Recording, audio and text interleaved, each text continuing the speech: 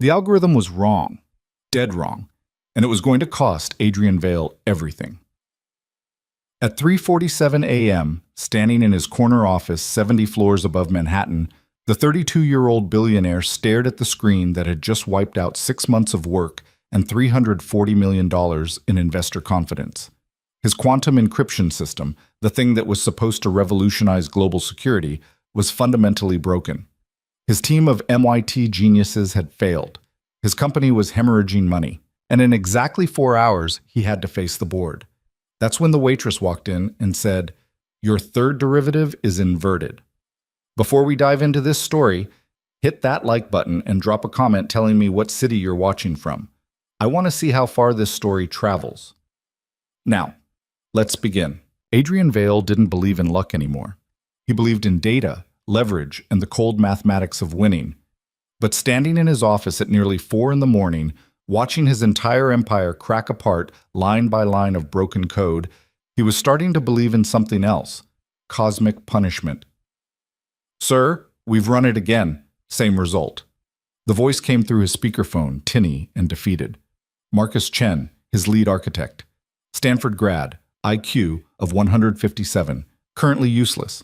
Adrian pressed his palms against the glass wall overlooking the city. Below, New York glittered like a circuit board, alive and indifferent. "How many times is again, Marcus?" 47. 47. Adrian's reflection stared back at him.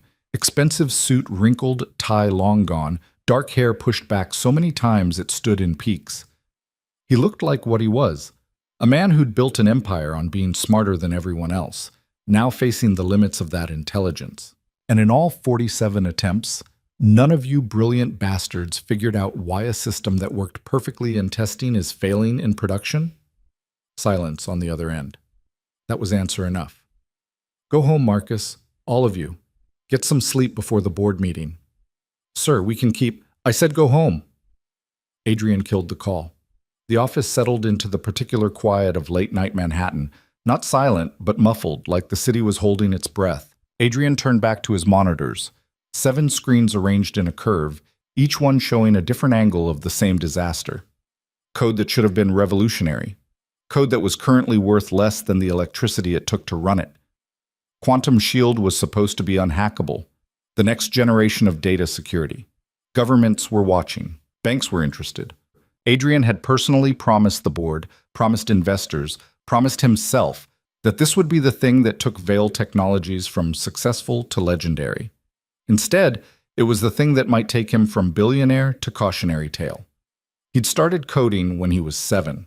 By 14, he'd sold his first algorithm to a security firm for $50,000. At 23, he'd launched his first startup and sold it for $180 million 18 months later. At 28, he'd started Vale Technologies with a vision that most people said was impossible. Quantum-level encryption accessible to everyday businesses, not just governments with unlimited budgets. Everyone said it couldn't be done. Adrian had built his career on proving everyone wrong. But tonight, the math didn't lie. Something in the core architecture was fundamentally flawed, and he couldn't see it. His team couldn't see it.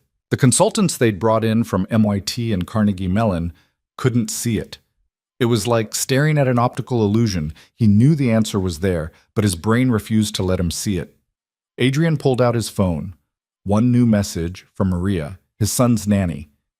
"Ethan asked for you at bedtime, told him you had important work. He said okay, but looked sad. He's sleeping now." Adrian felt something twist in his chest. That particular brand of guilt only single fathers knew, the kind that came from having to choose between being present and being solvent, between tucking in your kid and saving the company that paid for everything your kid needed. 4 years. It had been 4 years since Sarah died. 4 years of being both parents, both comfort and discipline, both soft and hard. 4 years of trying to be enough and never quite making it. "I'm sorry, buddy," he whispered to the empty office. He looked at his watch. 3:52 a.m. The board meeting was at 8 a.m. In just over 4 hours, he'd have to stand in front of 12 of the smartest, most ruthless investors in tech and explain why their $400 million investment was currently producing nothing but error messages. Adrian sat down at his main terminal and pulled up the core code again. Maybe if he looked at it fresh. Maybe if he stopped thinking like an engineer and started thinking like... The office door opened. Adrian's head snapped up. "We're closed. Building's closed. How did you even..." "I'm so sorry, Mr. Vale." The woman in the doorway wore the burgundy vest of Peak Services, the catering company that handled the building's executive events.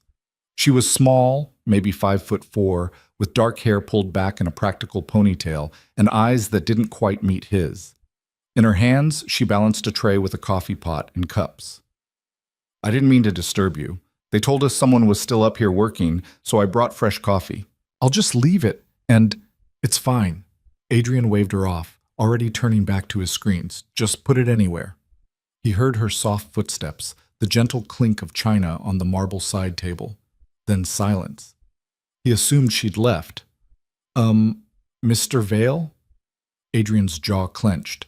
He didn't turn around. "What?" "Your third derivative. It's inverted." The words hit him like cold water.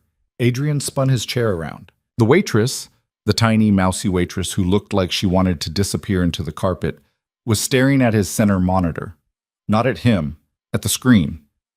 "Excuse me?" She flinched at his tone but didn't step back.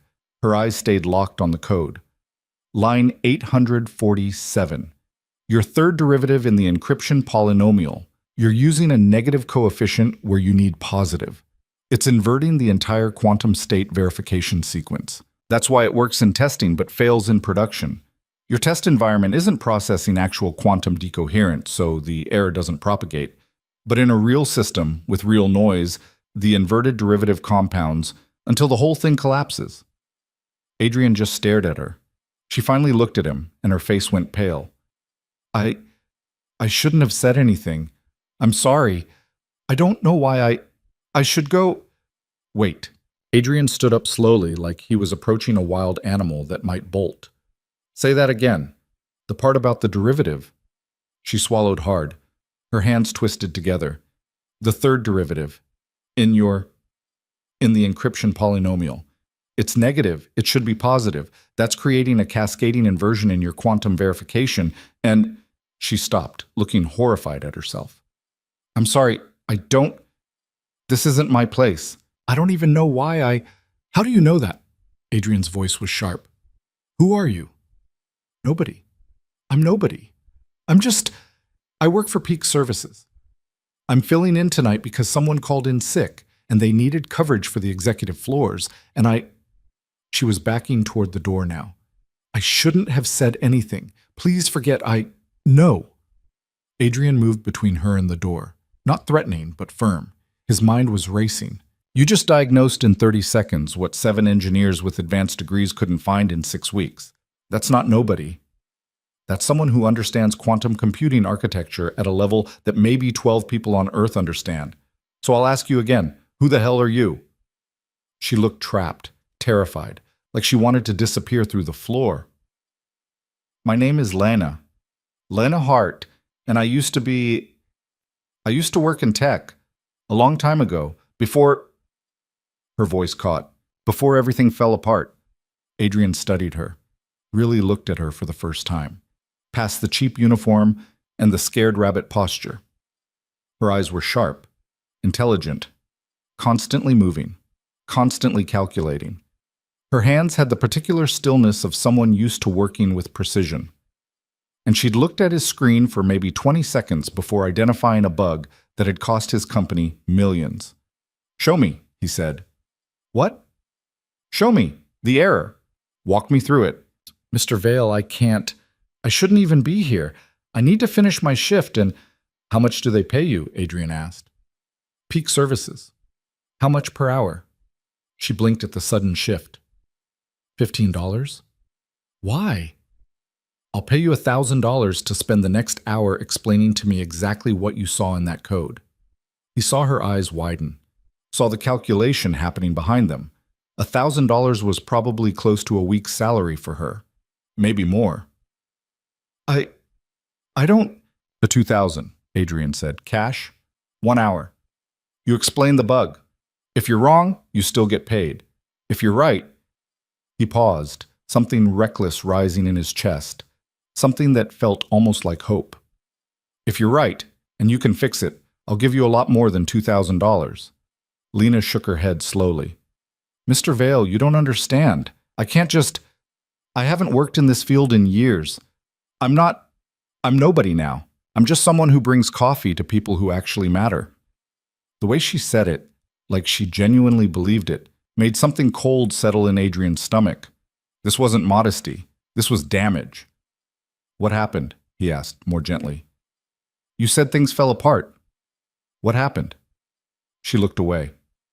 Does it matter? It does if you're about to tell me my company's flagship product is broken. It is broken, she said quietly. I can see it from here. Your whole architecture is brilliant. It's honestly some of the most elegant quantum work I've ever seen. But there's a foundational error in your state verification protocol. It's subtle, really subtle. The kind of thing that wouldn't show up in testing because test environments don't model real-world decoherence accurately. But in production, with actual quantum noise, it would collapse your entire encryption framework within hours, maybe faster. Adrian felt his pulse quicken. She wasn't guessing. She was reading his system like it was a children's book. Okay, he said. Here's a better offer. You have 1 hour to fix it, not explain it. Fix it. Actually repair the code. If you succeed, I'll pay you $155 million. The number hung in the air between them like something physical. Lena's face went white. That's not funny. Do I look like I'm joking? Adrian gestured at his screens, at the office around them, at the view of Manhattan spreading out below. In 4 hours, I have to face my board and tell them that a $400 million project is dead. If you can fix this, if you can actually repair the architecture and make Quantum Shield work, that's worth a hell of a lot more than $155 million to me, to my company, to everyone who's invested in this. So yes, 1 hour, $155 million. And before you tell me it's impossible, you've already proven you understand the problem better than anyone I've hired. So the question is, can you fix it? Lena stared at him, then at the screens, then back at him. Why? She whispered. Why what? Why would you make that offer? You don't know me. I could be lying. I could be anyone. Why would you trust me with this? Adrian smiled, but it wasn't a kind smile. It was the smile of a man who'd bet everything on long shots before and won. Because right now, I have nothing. In 4 hours, I have less than nothing. And you're the first person in 6 weeks who's looked at that code and seen what I couldn't. So either you're the most elaborate con artist in history, or you're exactly what you seem to be. Someone brilliant who got screwed over and ended up serving coffee instead of changing the world. Either way, I've got nothing to lose by finding out which one is true. He could see her processing it, could see the war happening behind her eyes. Fear versus hope, self-preservation versus possibility. If I fail, she said slowly, you give me nothing? If you fail, I give you 10,000 for trying. But you won't fail. You don't know that. Yes, Adrian said. I do. Because I've spent my entire life reading people. And right now, looking at you, I see someone who's scared as hell but also itching to prove something. To yourself, maybe more than to me. So what's it going to be? You want to go back to pouring coffee for people who don't see you? Or do you want to take 1 hour and maybe change everything? Lena's hands were shaking, but when she looked up at him, there was something new in her eyes. Something that looked almost like anger. Where do I sit? She asked. Adrian felt a surge of something that might have been triumph. He gestured to his main terminal. Right here. Everything's unlocked. Full system access. You'll need to... I know what I'll need. Lena moved to the chair, and suddenly the scared waitress was gone. Her movements became crisp, efficient. She sat down, pulled the keyboard close, and her fingers started flying across the keys before Adrian could say another word. He watched her work. Watched the way she navigated through his system like she'd built it herself. Watched how she didn't hesitate, didn't second guess. She opened files, scanned code, made notes in a text editor with shorthand he could barely follow. 10 minutes in, she stopped and looked up at him. Your team tried to patch this, didn't they? Multiple times. Adrian nodded. 6 different approaches. All failed. That's because they were treating the symptom, not the cause. Look.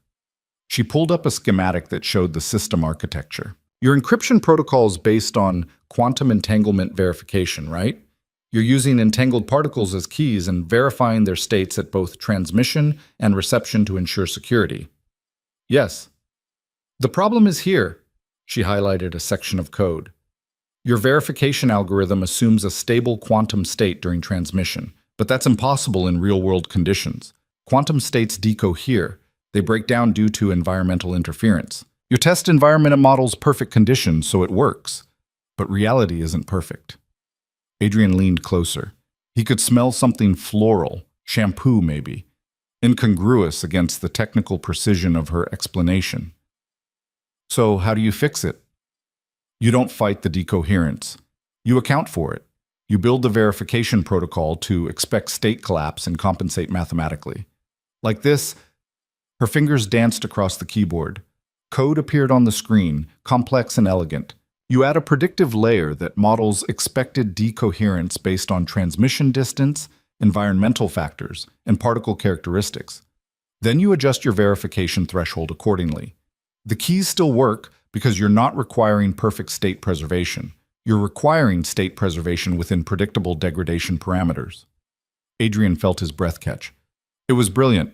Stupidly, obviously brilliant. The kind of solution that seems simple only after someone showed it to you. He stopped, started again. How long would it take to implement that? Lena checked the clock on the screen. 47 minutes, if I'm fast. Then be fast. She nodded and went back to work. Adrian watched her rebuild his system in real time, watched her hands move with absolute confidence. No hesitation, no doubt. She wasn't just fixing his code, she was improving it, making it better than his original vision. Who taught you this? He asked. My professor at MIT, Dr. Elizabeth Reeves. She's one of the pioneers in quantum computing. I was her research assistant for 2 years. Lena didn't look up from the screen. Before what?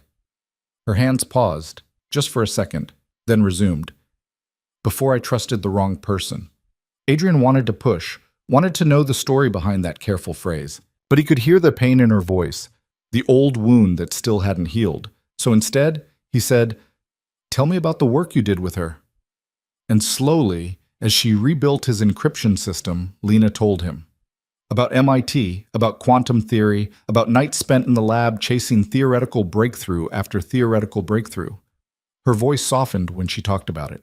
The fear receded, replaced by something that looked like longing. You miss it, Adrian said. Every day. Lena's fingers never stopped moving. It's like being able to fly and then suddenly being trapped on the ground. You remember what it felt like. You remember the freedom, but you can't get back up there. So you just walk and try to forget you ever had wings. What happened? Adrian asked again. Who took them from you? Lena was quiet for a long moment. Then, someone I loved, someone I trusted completely. We were going to change the world together. She laughed, but it was hollow. Turns out he just wanted to change his bank account. Adrian felt a flash of recognition. He'd seen that before. The tech world was full of sharks, and brilliant people made easy prey if they led with their hearts instead of their heads. He stole your work, Adrian said. Not a question. He stole everything, my research, my patents, my reputation. By the time I realized what he'd done, he'd already filed everything under his name. Told everyone I was just an assistant who'd overestimated her contributions. I tried to fight it, but he had lawyers and connections, and her voice cracked slightly. I had nothing, no proof, no power, no one who believed me. So I disappeared. Figured it was easier to be nobody than to keep fighting a battle I couldn't win. That's bullshit, Adrian said. Lena looked up, surprised. It's bullshit, he repeated. You didn't lose because you weren't smart enough or good enough. You lost because he cheated. There's a difference. And walking away didn't make you nobody. It just made you invisible for a while. But you're here now, fixing what 7 engineers couldn't fix. That's not nobody. That's someone who never actually lost their wings. They just forgot how to use them. Lena stared at him. Her eyes were bright, shining with something that might have been tears, or might have been anger, or might have been hope. 20 minutes left, she said quietly, and turned back to the screen. Adrian watched her work in silence, watched the code transform under her hands, watched his broken system become something beautiful and functional and powerful. At 4:47 a.m., Lena hit a final key and sat back. "Done," she said. Adrian leaned over her shoulder, scanning the changes. His heart was pounding. "You're sure?" "Run it. Full production environment, real quantum noise. If I'm wrong, you'll know in 30 seconds. Adrian pulled up the testing interface, configured it to mirror real-world conditions. Actual quantum decoherence, environmental interference, everything that had killed the system before. His hands were shaking slightly as he initiated the encryption sequence. The screen filled with data. Quantum states initializing. Entanglement verified. Transmission beginning. Decoherence detected. Compensation algorithms engaging. The seconds ticked by. 10, 20, 30. Encryption holding. Verification successful. Transmission complete. Security status optimal. Adrian exhaled a breath he hadn't realized he'd been holding. "Again," he said. "Run it again." They ran it 12 times. Different configurations, different stress levels, different environmental parameters. Every single time the system held. Perfect encryption. Perfect verification. Exactly what Quantum Shield was supposed to be. "My God," Adrian whispered. He turned to Lena. She was sitting very still, staring at the screen like she couldn't quite believe what she'd done. "You did it. You actually did it. I told you it would work." Her voice was steady, but her hands were trembling. Adrian pulled out his phone, typed out a message to Marcus. "Get back here. Now. Bring the whole team. We're going live with Quantum Shield in 3 hours." Then he looked at Lena, really looked at her. The scared waitress was gone completely now. In her place was someone sharp and powerful and absolutely brilliant. "You know I'm actually going to pay you, right?" he said. "The $155 million. I wasn't joking about that." Lena's laugh was shaky. "I'll believe it when I see it." "You'll see it, but first," Adrian checked his watch. "I have a board meeting in 3 hours. I want you there." "What?" "No, I can't. You just saved my company. You're going to be there when I tell them how." He saw the panic rising in her eyes and softened his tone. "Look, I get it. You've been hiding, staying invisible, but that ends today. Today, you stop being the person who serves coffee. You become the person who builds the future, starting with breakfast." "Breakfast?" Adrian smiled. "I need to eat before I face the board. You need to eat before you become $155 million richer. There's an excellent place 2 blocks from here that opens at 6. We have time. And Lena?" He waited until she met his eyes. "Whatever happened before, whoever hurt you, they don't get to keep you small. Not anymore. So what do you say? Have breakfast with me, meet my team, and let's figure out what comes next?" Lena sat there, trembling and terrified and on the verge of something that looked like breaking. Then, slowly, she nodded. "Okay," she whispered. "Okay." Adrian extended his hand. After a moment, she took it. Neither of them realized it in that moment, but somewhere in the dark hours of that Manhattan morning, in an office 70 floors above the city, something had shifted. A billionaire had found someone who saw what he couldn't see. A broken woman had remembered what it felt like to fly. And a story had begun that would change both of their lives in ways neither of them could have predicted. But first there was breakfast, then a board meeting, then the moment when Adrian would have to figure out whether the woman who'd just saved his company was someone he could trust with more than just code. The sun was starting to rise over Manhattan. A new day, a new beginning.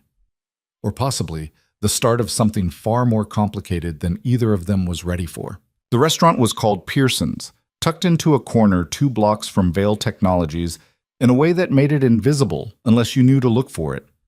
Adrian had been coming here since he'd first started the company, back when he could barely afford their coffee. Now he owned a building 3 times the size of this entire block, but he still came back. Muscle memory, maybe. Or nostalgia for a time when things were simpler. Lena followed him through the door at 6:07 a.m., still wearing her burgundy catering vest because she hadn't had time to change. She looked uncomfortable, out of place, like someone who'd wandered into the wrong life by accident. "Relax," Adrian said, guiding her to a corner booth. "It's just breakfast." Nothing about tonight has been just anything, Lena muttered, sliding into the seat. Adrian couldn't argue with that. He ordered coffee for both of them without asking what she wanted. When it arrived, she wrapped her hands around the cup like it was the only solid thing in her universe. "So," Adrian said, "tell me something." "About what?" "About you, the real you, not the waitress, not the person who's been hiding, the person who just rebuilt a quantum encryption system in under an hour." Lena stared into her coffee. "That person doesn't exist anymore." "Bullshit, I just watched her work." "That was muscle memory, instinct. It doesn't mean—" She stopped, shook her head.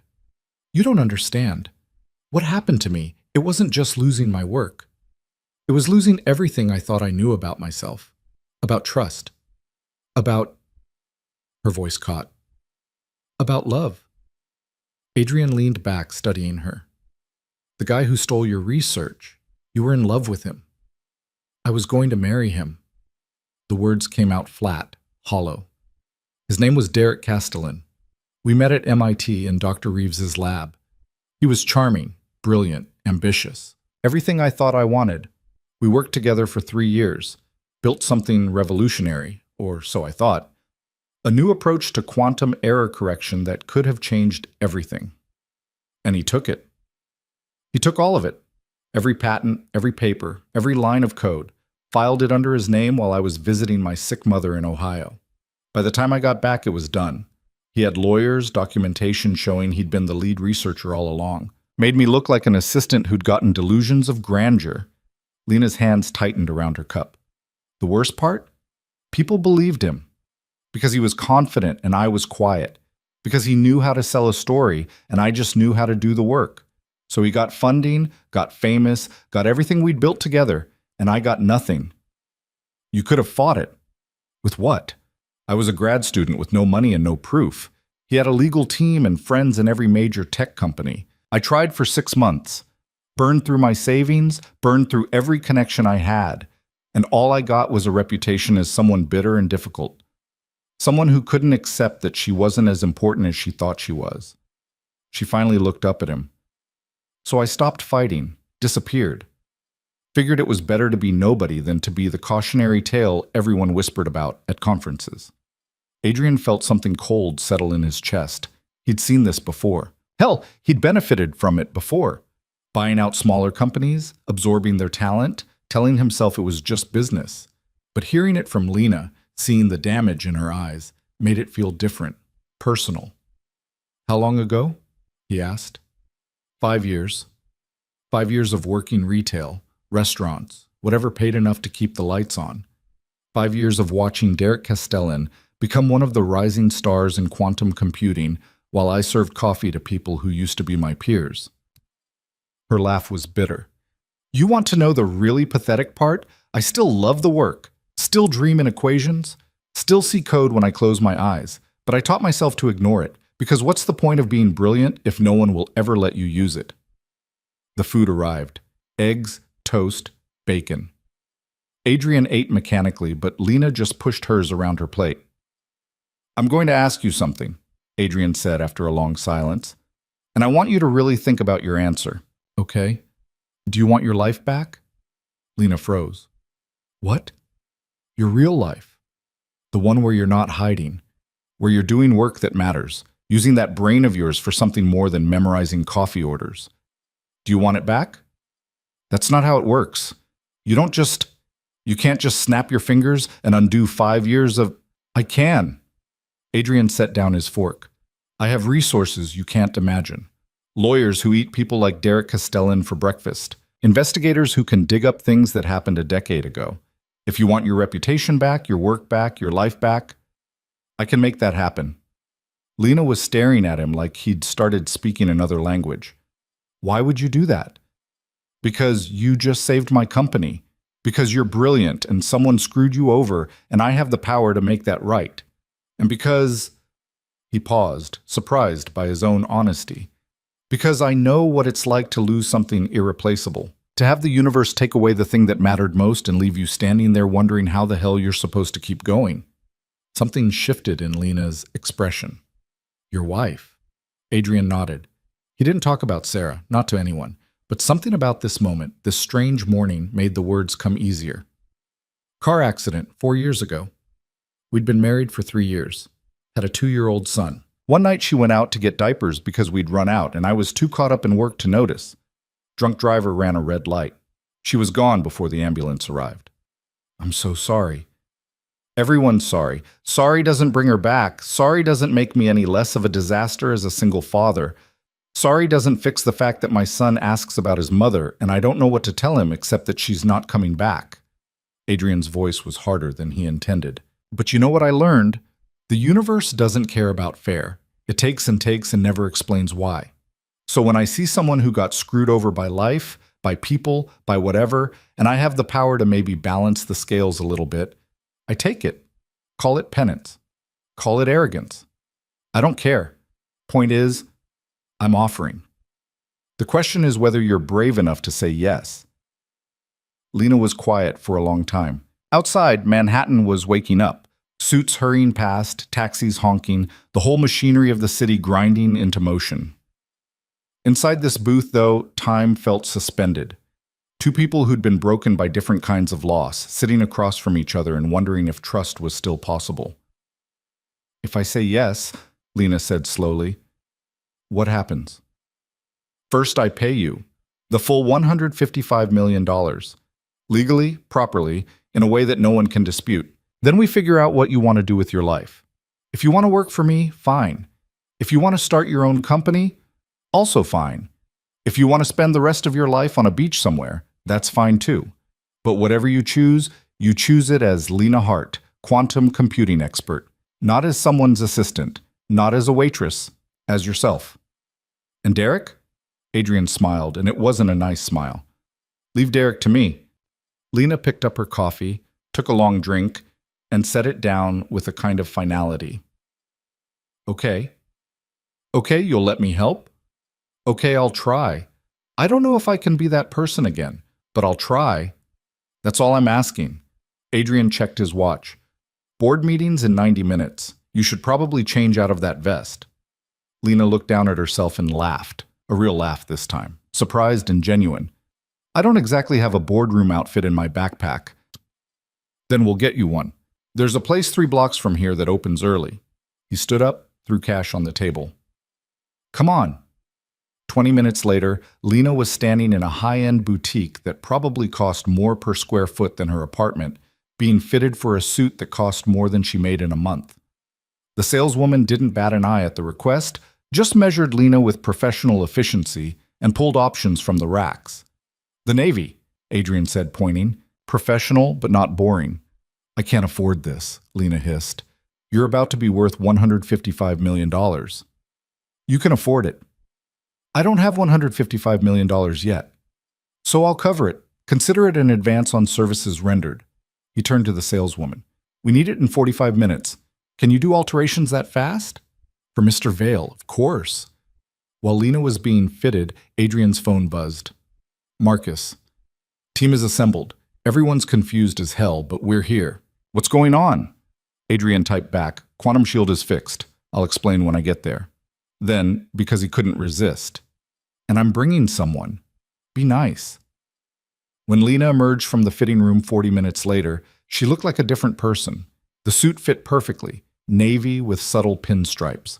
Her hair was still pulled back, but the saleswoman had talked her into a different style. Professional, but softer. She looked like she belonged in a boardroom, like she'd never left. I feel like I'm playing dress-up, Lena said, staring at herself in the mirror. You look like someone who just saved a $400 million project, Adrian replied, which is exactly what you are. Ready? No. Good, neither am I. Let's go anyway. The board meeting was scheduled for 8, but Adrian's team was already assembled in the main conference room when they arrived at 7:30. 7 engineers, all looking exhausted and confused, all going silent when Adrian walked in with Lena. Marcus recovered first. Sir, we got your message. Quantum shield is fixed, tested, and ready for production. Adrian gestured to Lena. This is Lena Hart. She's the reason you all got to sleep last night instead of spending another 6 weeks chasing a bug you'd never find. The team exchanged looks. One of them, Sandra, the cryptography specialist, spoke up. No offense, but who exactly are you? Lena looked like she wanted to disappear through the floor. Adrian stepped in.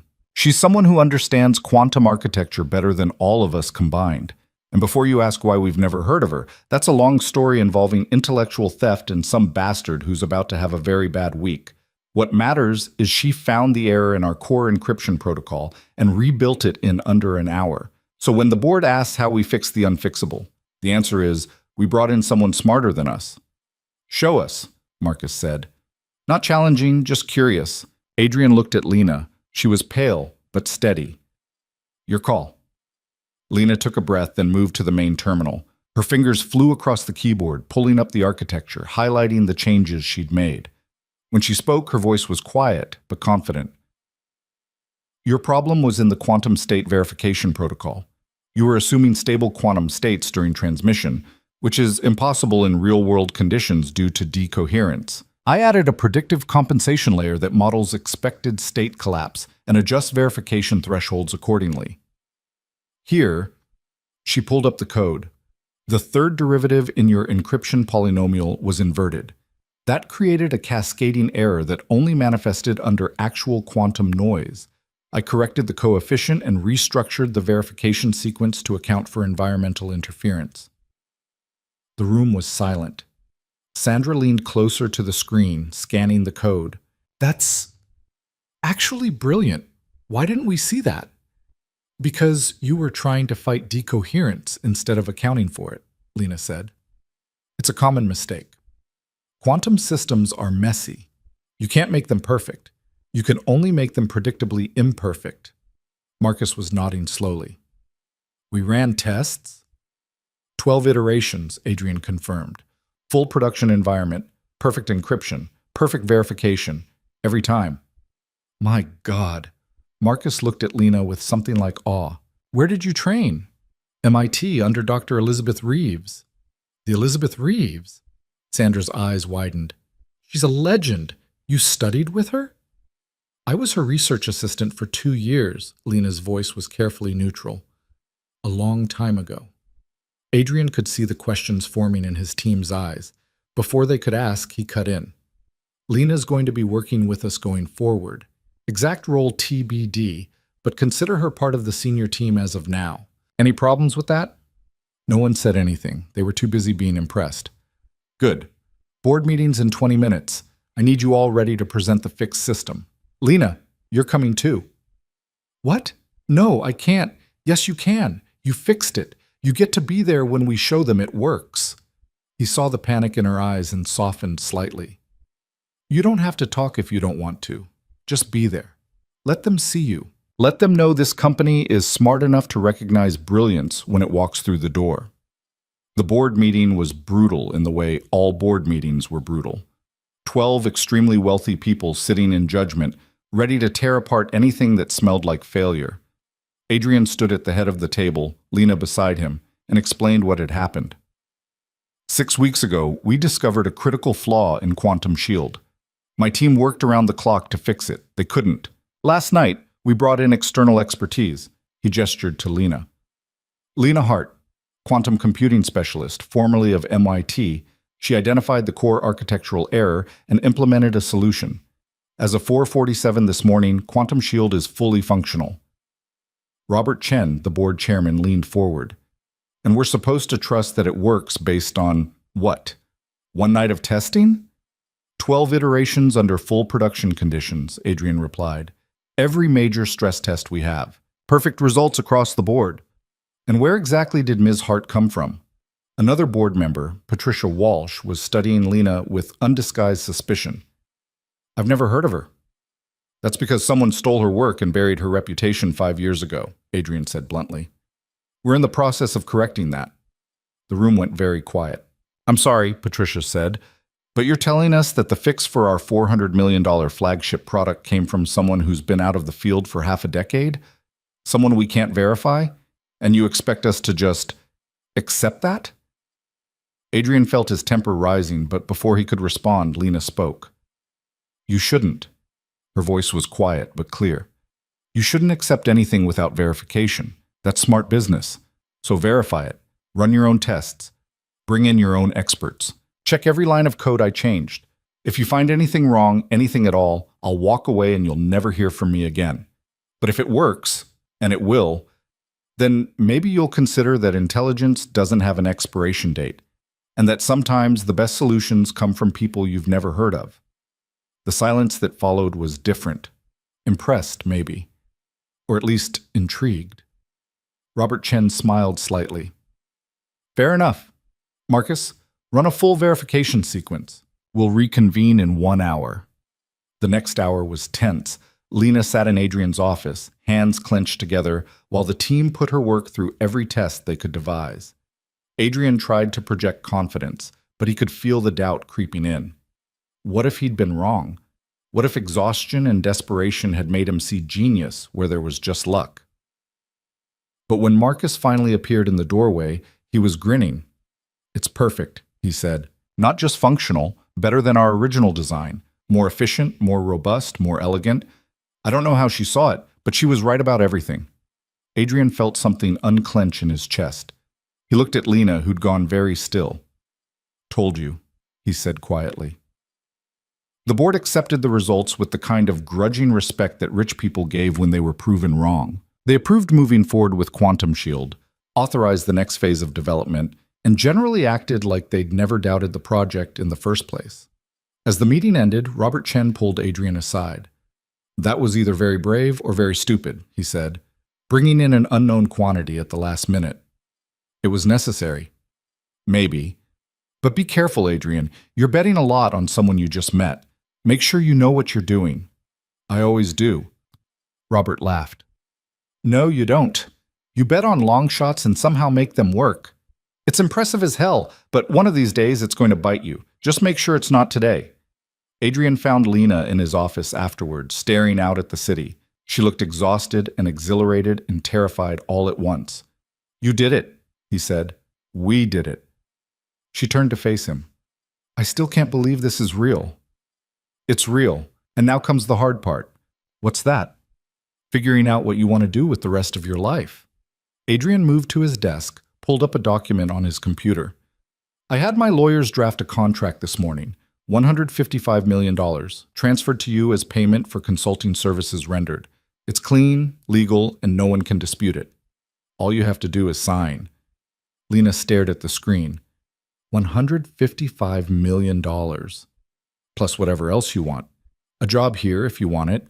Your own company if you prefer. Resources, connections, support. Whatever you need to rebuild your life and your career. The only condition is that you stop hiding. Stop pretending you're less than you are. Deal? She was quiet for a long time. Then slowly she reached for the electronic pen and signed. "Deal," she whispered. Adrian hit print, and somewhere in the building a physical contract began materializing that would change Lena Hart's life forever. But he wasn't thinking about the money. He was thinking about the way she'd spoken to the board, the way she'd defended her work without apology, the way she'd looked at him when he'd said he believed in her.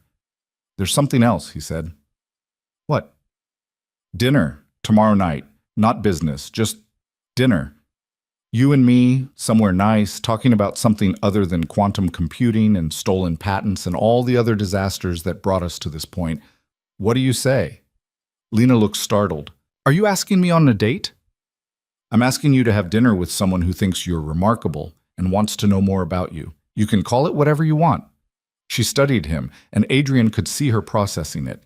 The risk, the vulnerability, the possibility of getting hurt again. He understood. He'd built the same walls himself. "Okay," she said finally. "One dinner. But if you turn out to be another Derek, I'm using some of that $155 million to hire lawyers who'll make your life hell."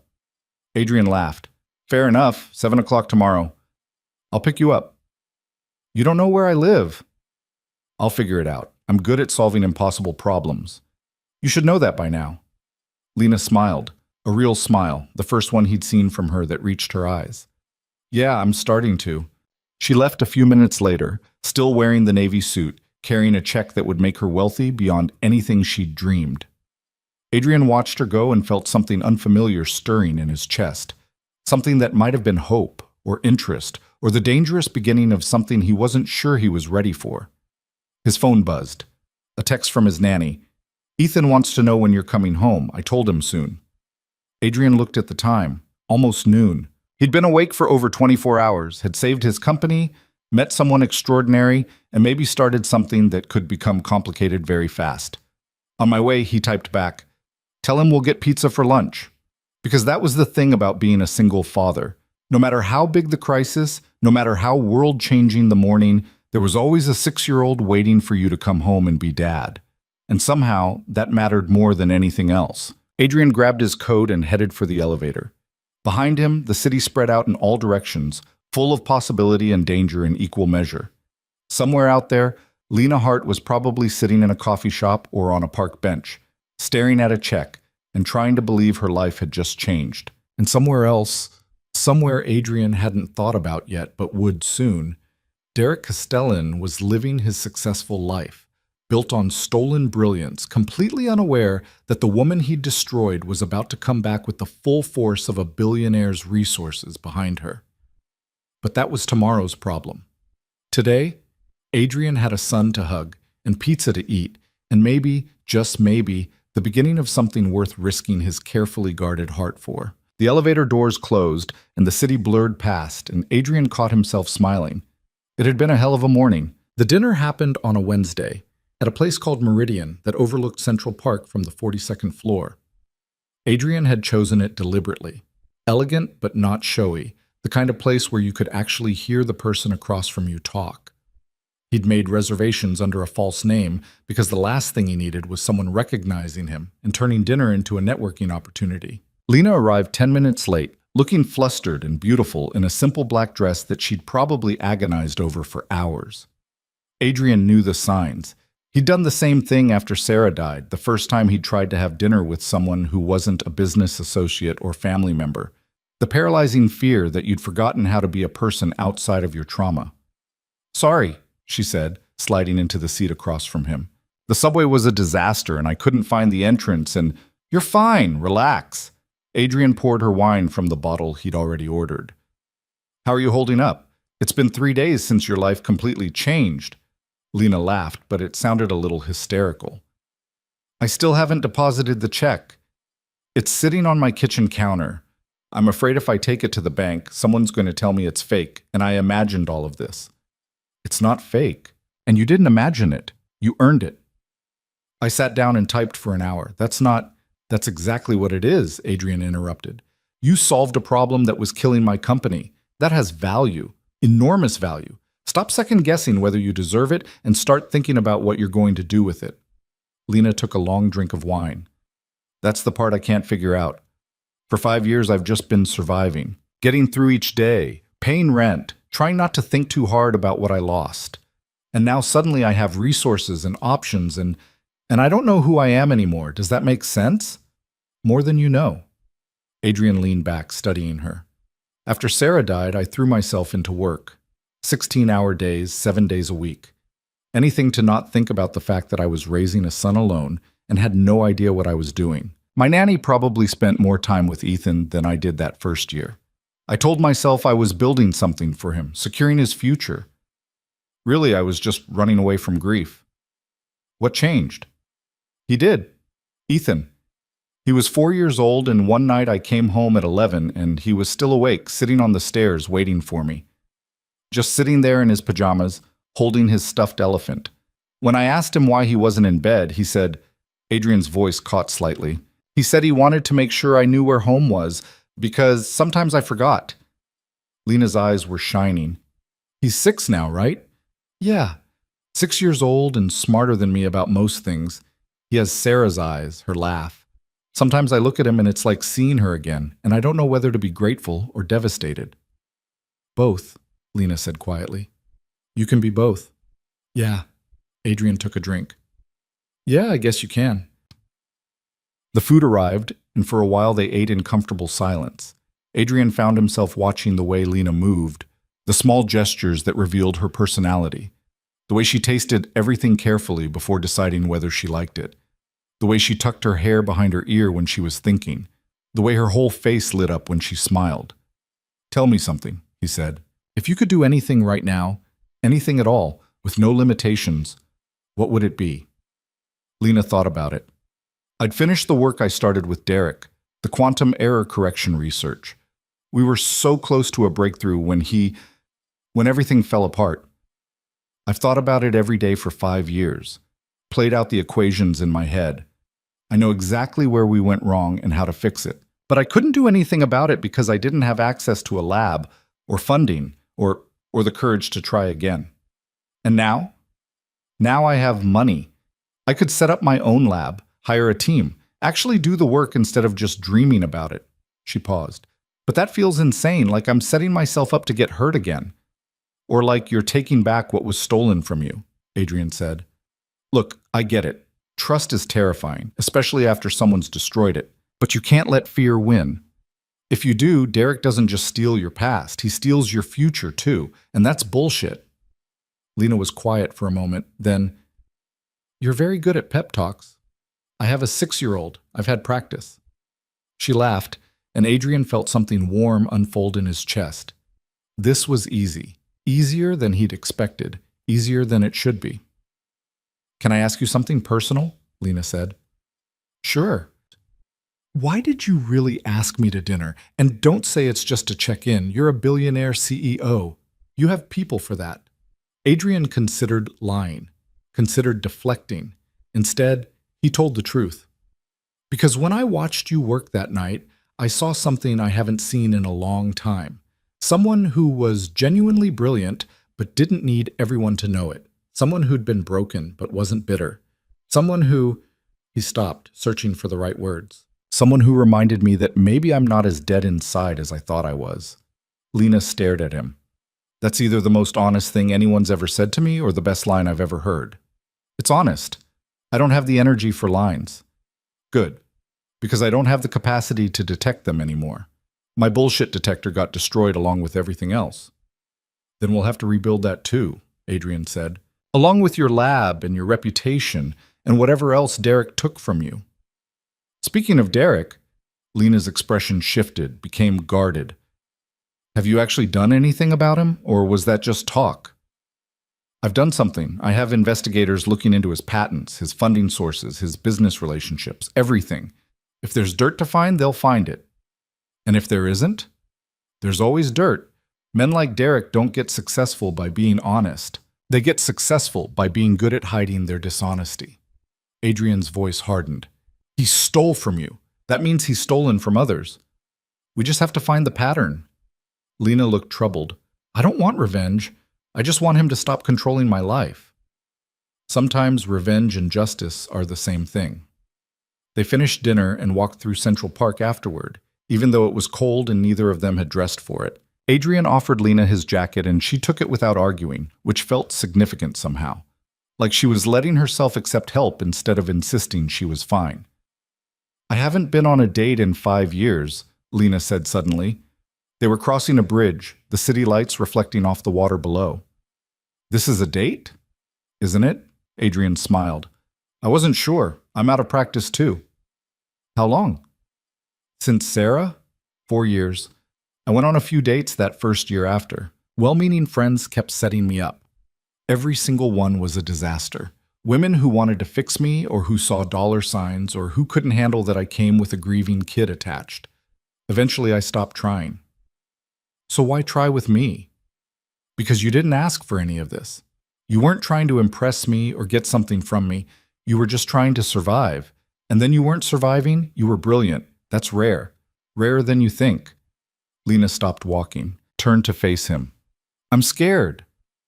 "Of what?" "Of this. Of you. Of letting myself hope that maybe things could be different.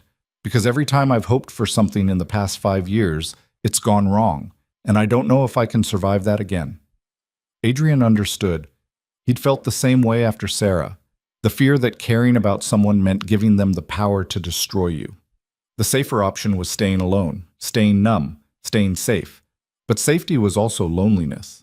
And he was tired of being lonely. "So don't hope," he said. "Just be here. Right now, this moment. We'll figure out the rest as we go." Lena looked up at him, and Adrian saw the war happening behind her eyes. Fear versus possibility, past versus future. Then she stood on her toes and kissed him, soft and careful and terrified. Adrian kissed her back, and for a moment everything else fell away. The city, the cold, the complicated histories they both carried. There was just this, two broken people finding something warm in the wreckage. When they pulled apart, Lena was crying. "Sorry," she whispered. "I don't know why I'm—" "It's okay. You don't have to explain. I just forgot what this felt like. Feeling something, wanting something, being something other than scared and small." "You were never small," Adrian said. "You were just convinced you were. There's a difference." He walked her home after that, to a tiny apartment in Queens that probably cost half her monthly salary. She seemed embarrassed by it, but Adrian didn't care. He'd started in worse, everyone did, before they got lucky or ruthless or both. "Thank you for dinner," Lena said at her door. "Thank you for taking a chance." "Is that what this is? A chance?" "I think so. If we're brave enough to let it be." Lena smiled, sad and hopeful at the same time. "Good night, Adrian." "Good night." He waited until she was inside before leaving. On the subway back to Manhattan, Adrian checked his phone and found 3 missed calls from his head of security and a text that made his blood run cold. "We need to talk. It's about Lena Hart. Call me immediately." Adrian called. Richard answered on the first ring. "What's wrong?" Adrian demanded. "Nothing's wrong, but you need to see this. I'm sending you a file now." Adrian's phone buzzed. He opened the attachment and felt his stomach drop. It was a dossier on Derek Castellan. But not the kind Adrian expected. This wasn't about patents or business deals. This was about pattern.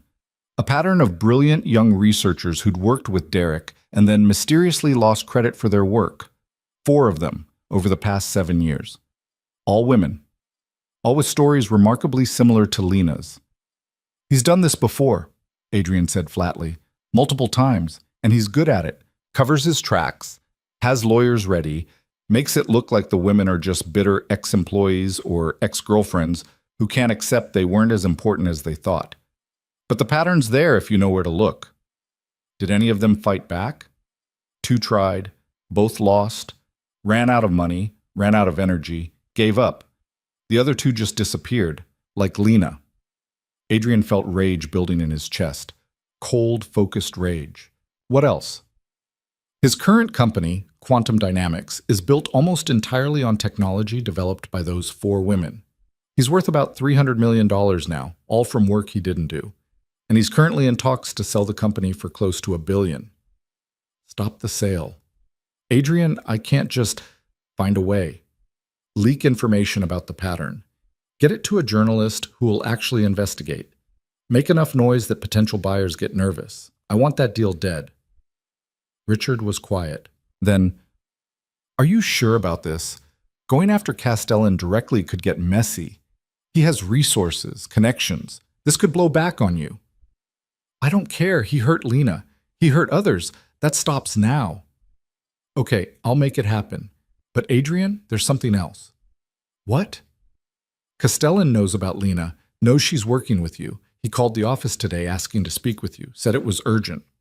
Adrian's jaw clenched. "What did you tell him?" "That you weren't available." "But he'll call again.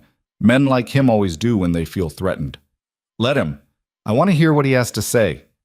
Adrian hung up and stared at the dossier. 4 women. 4 brilliant careers destroyed. Also, one man could build an empire on stolen brilliance. Not anymore. The next morning, Adrian was in his office early when his assistant buzzed him. "Mr. Vale? Derek Castellan is here. Says you'll want to talk to him." Adrian felt a spike of anger but kept his voice level. "Send him in." Derek Castellan walked into the office like he owned it. Mid-30s, expensive suit, perfect hair, the kind of confident smile that came from never facing real consequences. Adrian hated him immediately. "Mr. Vale, thanks for seeing me." Derek extended his hand. Adrian didn't take it. "What do you want?" Derek's smile didn't falter, but something flickered in his eyes. "Straight to business. I respect that. I'll be direct. I understand you've hired Lena Hart." "I have." "That's a mistake. Lena is, how do I put this diplomatically, troubled. Brilliant, yes, but unstable. We worked together years ago, and it ended badly. She made some accusations that were completely unfounded, and I hated to see her spiral like that. But now that she's working with you, I feel obligated to warn you that her judgment isn't always sound. Is that right? It is. And I'd hate to see her damage your company the way she damaged several relationships at MIT. So I'm here as a courtesy to let you know that if she's told you anything about me, about our past work together, you should take it with significant skepticism. Adrian leaned back in his chair, studied Derek with cold calculation. You done? Excuse me? With your performance, are you done? Because I've heard enough. Derek's smile tightened. I'm not sure what you mean. I mean, I know exactly what you are. I have investigators who've spent the past week documenting every person you've stolen from, every woman you've destroyed, every lie you've told to build your pathetic little empire. 4 women, Derek. 4 brilliant researchers whose work you stole, and Lena was just the most recent. Derek's face went pale. I don't know what she told you, but she told me nothing. I found it myself. Well, my people did, and they're very good at their jobs.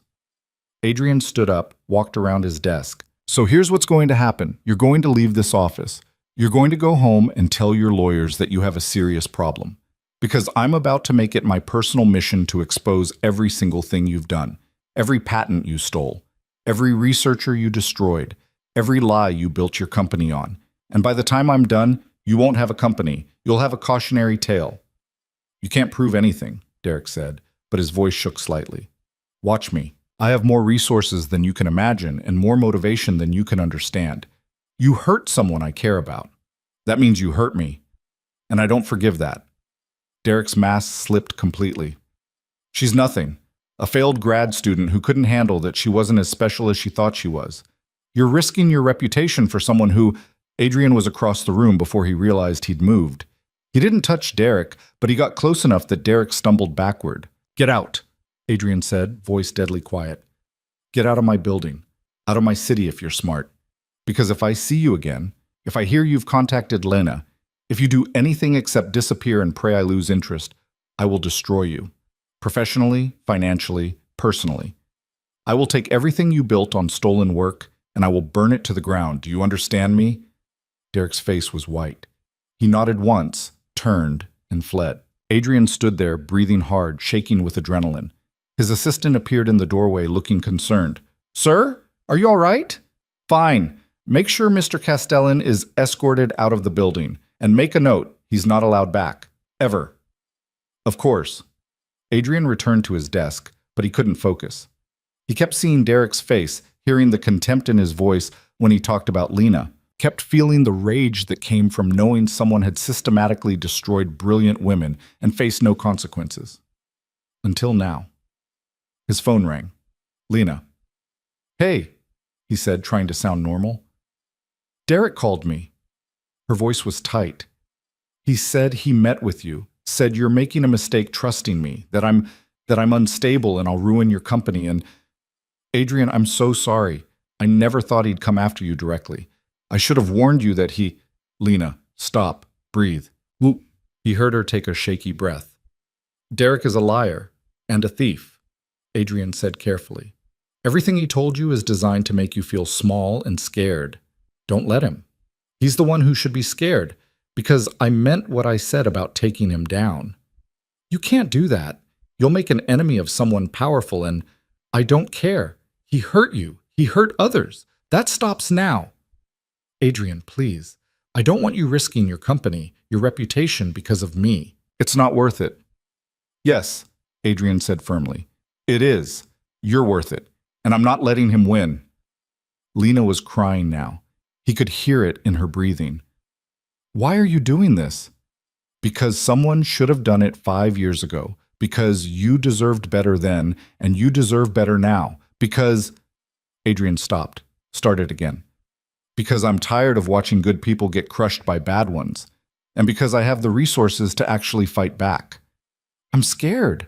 I know. But you're not alone anymore, okay? Whatever Derek does, Whatever happens next, you're not facing it alone.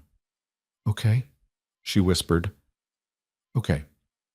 They talked for another 10 minutes, Adrian reassuring her, Lena slowly calming down. When they hung up, Adrian immediately called Richard. Accelerate everything. I want Derek Castellan's world falling apart by the end of the week. Already on it. We've got a journalist at TechCrunch ready to run a story about the pattern of theft. We've also found some irregularities in his patent filings that could trigger an investigation. And his investors are getting nervous. They've been asking questions about the source of his core technology. Good.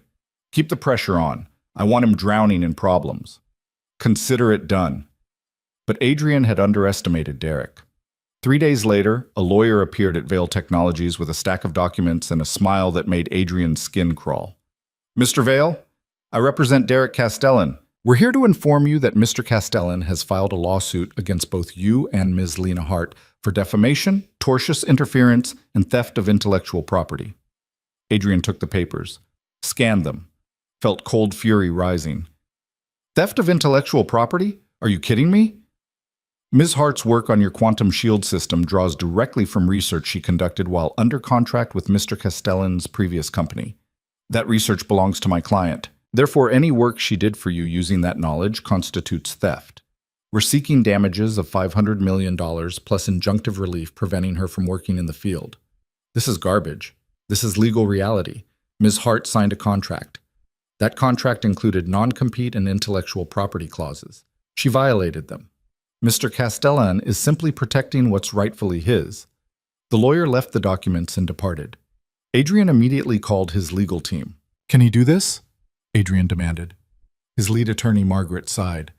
Unfortunately, maybe. If Lena signed a broad enough intellectual property agreement, and if her work for you can be shown to derive from research done under that agreement, he might have a case. It's weak, but it's enough to tie you up in court for years and cost millions in legal fees. That's what he wants, not to win, just to make fighting so expensive and exhausting that we give up. Probably. It's a common tactic. So what do? We fight. But Adrian, you need to be prepared for this to get ugly. Derek clearly knows what buttons to push. And if Lena's past is as complicated as you say, her past is, she got screwed over by a lying bastard. That's it. I believe you, but a courtroom might not. We need to be strategic. Adrian hung up and called Lena. She answered on the first ring.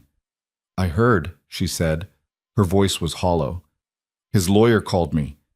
Adrian, I'm so sorry. I never meant to drag you into this. I should have known Derek would. I should have stayed away and, stop. This isn't your fault. Yes, it is. I signed those contracts. I was young and in love and stupid, and I signed everything he put in front of me without reading it carefully. And now he's using it to destroy you too. He's not destroying anything. We're going to fight this, and we're going to win. How? You heard what they're claiming. If I can't work in quantum computing, if everything I do is technically his property, her voice broke. I should have just stayed invisible, should have kept serving coffee and pretending I was nobody. At least then I wouldn't be ruining your life. Lena, listen to me. You're not ruining my life. You saved my company. You're brilliant and brave, and you deserve to have your work recognized. Derek is banking on you being too scared to fight. Don't prove him right. I don't know if I can do this. You can, and you will, because I'm going to be right there with you. We're going to take this fight, and we're going to win it together. But even as Adrian said the words, he could feel the doubt creeping in. Derek had resources, experience, a willingness to fight dirty, and most importantly, he had legal documents with Lena's signature on them. This was going to be worse than Adrian thought. That night, Adrian went home to find Ethan waiting for him in the living room, building something elaborate with blocks. His nanny, Maria, looked relieved to see him. Long day? She asked. You have no idea. After Maria left, Adrian sat down next to his son. What are you building, buddy? A castle with a princess tower, because princesses need tall towers to see the dragons coming. Adrian smiled despite everything. That's smart. Always good to see trouble before it gets to you. Dad? Are you in trouble? Adrian looked at his son's serious face. 6 years old and already too perceptive. What makes you say that? You look like you did when the company was having problems. before the nice lady fixed it. Maria said the nice lady might be in trouble now. Is that true? Adrian had forgotten how much Maria knew, how much she'd overheard. Yeah, buddy, she is. Someone's trying to hurt her because she's smart and he's jealous. That's mean. It is. Are you going to help her? I'm trying. Ethan thought about this. Then, with the simple logic of a 6-year-old, you should help her more. She helped you, that's fair. Adrian pulled his son into a hug. You're absolutely right. That is fair. And then she can come have pizza with us, because she's nice and I want to meet her. Adrian's chest tightened. Maybe, if things work out. They will. You're good at fixing things. If only it were that simple, Adrian thought. But he smiled and ruffled Ethan's hair and helped him finish the castle. And for a little while he forgot about lawyers and lawsuits and the man who was trying to destroy the woman Adrian was starting to care about more than was probably wise. Later, after Ethan was in bed, Adrian stood in his home office and looked out at the city. Somewhere out there, Lena was probably sitting in her tiny apartment, terrified that she'd made everything worse. Somewhere else, Derek was probably celebrating, thinking he'd won. But Adrian wasn't done fighting, not even close. He picked up his phone and called Richard. I need you to find every single person Derek has ever screwed over, every researcher, every business partner, every investor he's lied to. Find them all, because we're going to build a case so damning that no judge will believe a word he says. That could take weeks. Then start now. Because this wasn't just about Lena anymore. This was about justice. About making sure people like Derek didn't get to keep winning while people like Lena paid the price. And Adrian Vale had never been very good at losing. Richard worked fast. Within 10 days, Adrian's desk was covered with files that painted a picture uglier than he'd imagined. Derek Castellan wasn't just a thief. He was a systematic predator who'd built an entire career on exploitation. The meeting happened in Adrian's office on a gray Tuesday morning. Margaret sat across from him, along with 2 other attorneys and Richard. They'd spread the evidence across the conference table like pieces of a puzzle that finally made sense. We found 6 victims, not 4, Richard said. 6 researchers over 8 years, all women, all brilliant, all destroyed. He pointed to a photo. This is Dr. Sarah Kim. She worked with Derek at a startup in 2018, published groundbreaking research on quantum entanglement. 3 months later, Derek filed patents on her work under his name. She fought back, got blacklisted from the industry, now teaches high school physics in Oregon. Margaret picked up another file.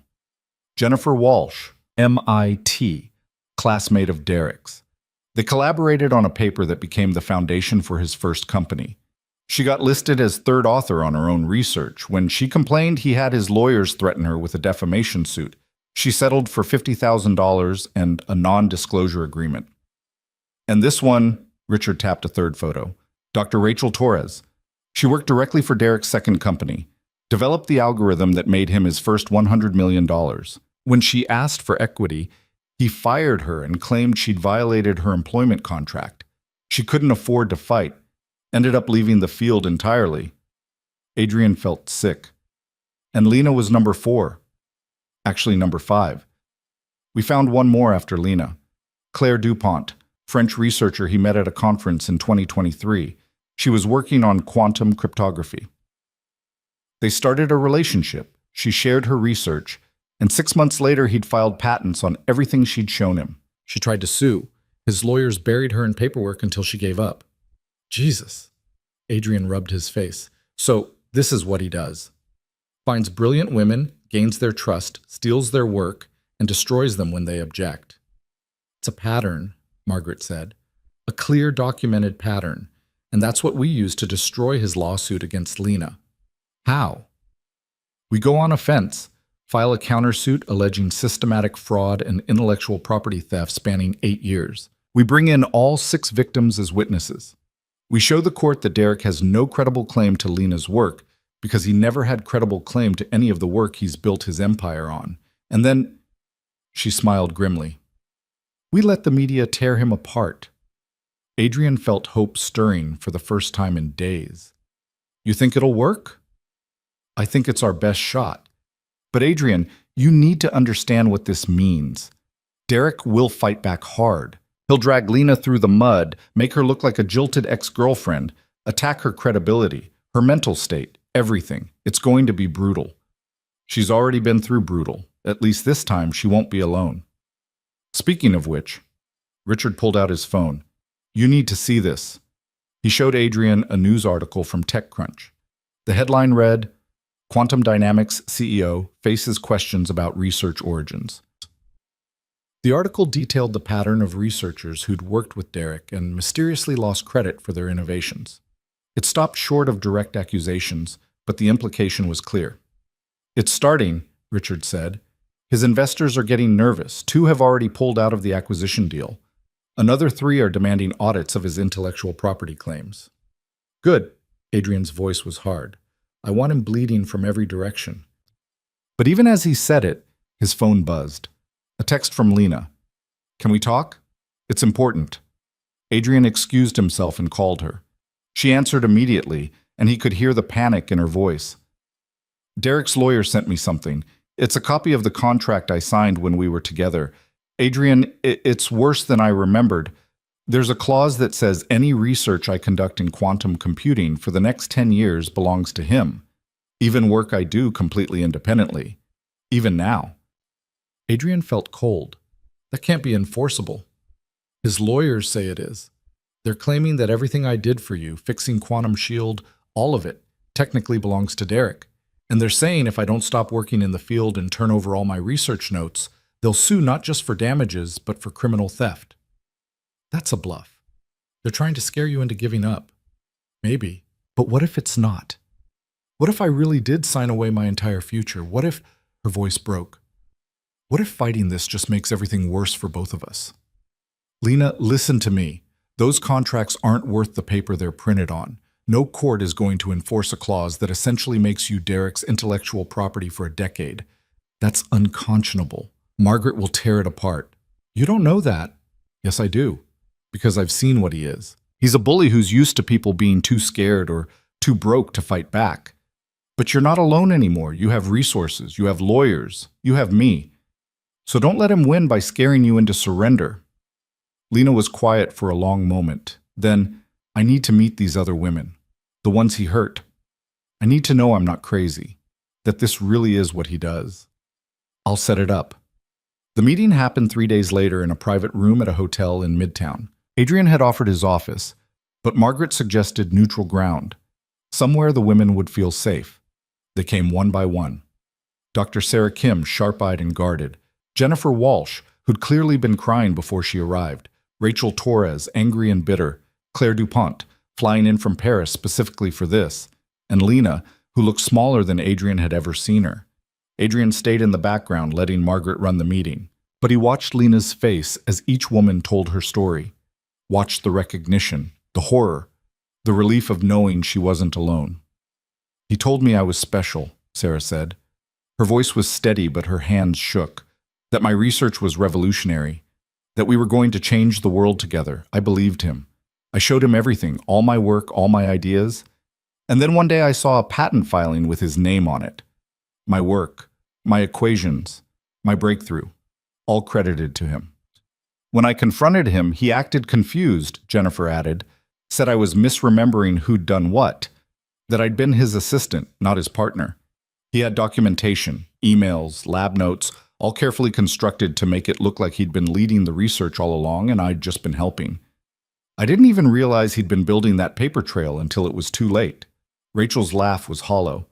He offered me a settlement, $25,000, and a promise not to sue him for unlawful termination. I took it because I was broke and desperate. Signed an NDA that prevents me from ever talking publicly about what he did. But I can talk here, in this room, because this isn't public. And I want you all to know, everything he told you, he told me. Everything he did to you, he did to me. It's his pattern. Find someone brilliant. Make them trust you. Steal everything and destroy them if they fight back. Claire spoke last, her French accent thick with emotion. I loved him. Actually loved him. And he used that. Used my feelings to get access to my work. When I realized what he'd done, I went to his office to confront him. You know what he said? He said I should be grateful. That my research would have meant nothing without his name attached to it. That I was nobody. and he'd given me the gift of being associated with someone important. She looked directly at Lena. He made me believe I was worthless, that everything I'd accomplished was only valuable because of him. It took me 2 years of therapy to understand that was a lie. Lena was crying now, silent tears streaming down her face. I thought it was just me. Thought I'd been stupid, naive, too trusting. But it was never about me, was it? It was always him. This is what he does. This is exactly what he does, Margaret said. And that's how we beat him. Not by fighting him one-on-one, but by showing the pattern. By proving that his entire career is built on systematic theft. Lena, the contract you signed? 4 of these women signed similar contracts. All of them have clauses that are legally dubious at best. We can argue they were signed under duress without proper legal counsel, using intimidation and emotional manipulation. And with 6 witnesses all telling the same story, we can establish that Derek Castellan is a serial predator who's been exploiting women for nearly a decade. But his lawyers, Lena started, his lawyers are good at intimidation. They're less good at actual litigation when the evidence is against them, especially when the evidence is this damning. Margaret pulled out a thick binder. We've also found inconsistencies in his patent filings, places where the same research appears under different names, with different filing dates. Technology that he claims to have developed, but that suspiciously matches work these women did months or years earlier. We bring all of this to court, and Derek's lawsuit against you doesn't just fail. It destroys him. Sarah leaned forward. I want to help. I want to testify. I've been quiet for too long. Me too, Jennifer said. And me, Rachel added. Claire nodded.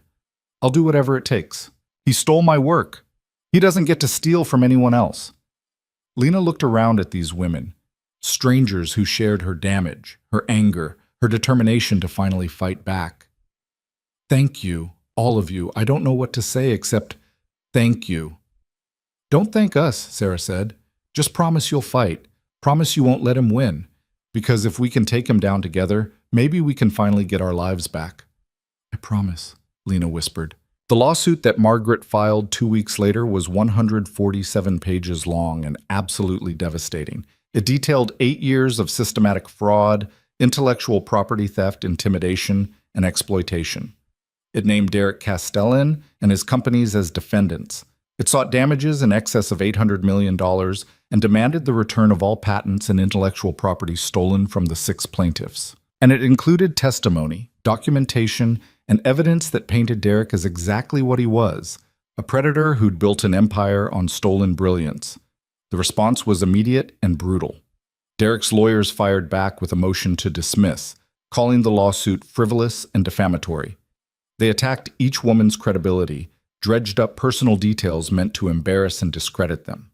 They filed countersuits for defamation against Lena and Adrian personally. But this time, Derek had miscalculated, because this time he wasn't fighting broke graduate students with no resources.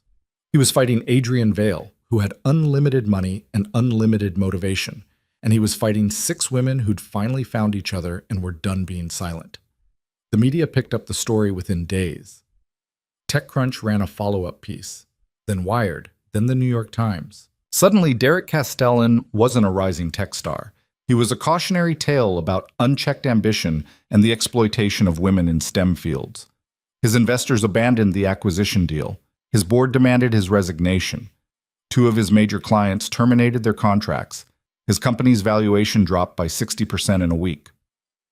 Adrian watched it all unfold from his office, Lena beside him. She'd been staying at his penthouse for the past week, too afraid to be alone in her apartment after Derek's lawyers had started showing up there with subpoenas.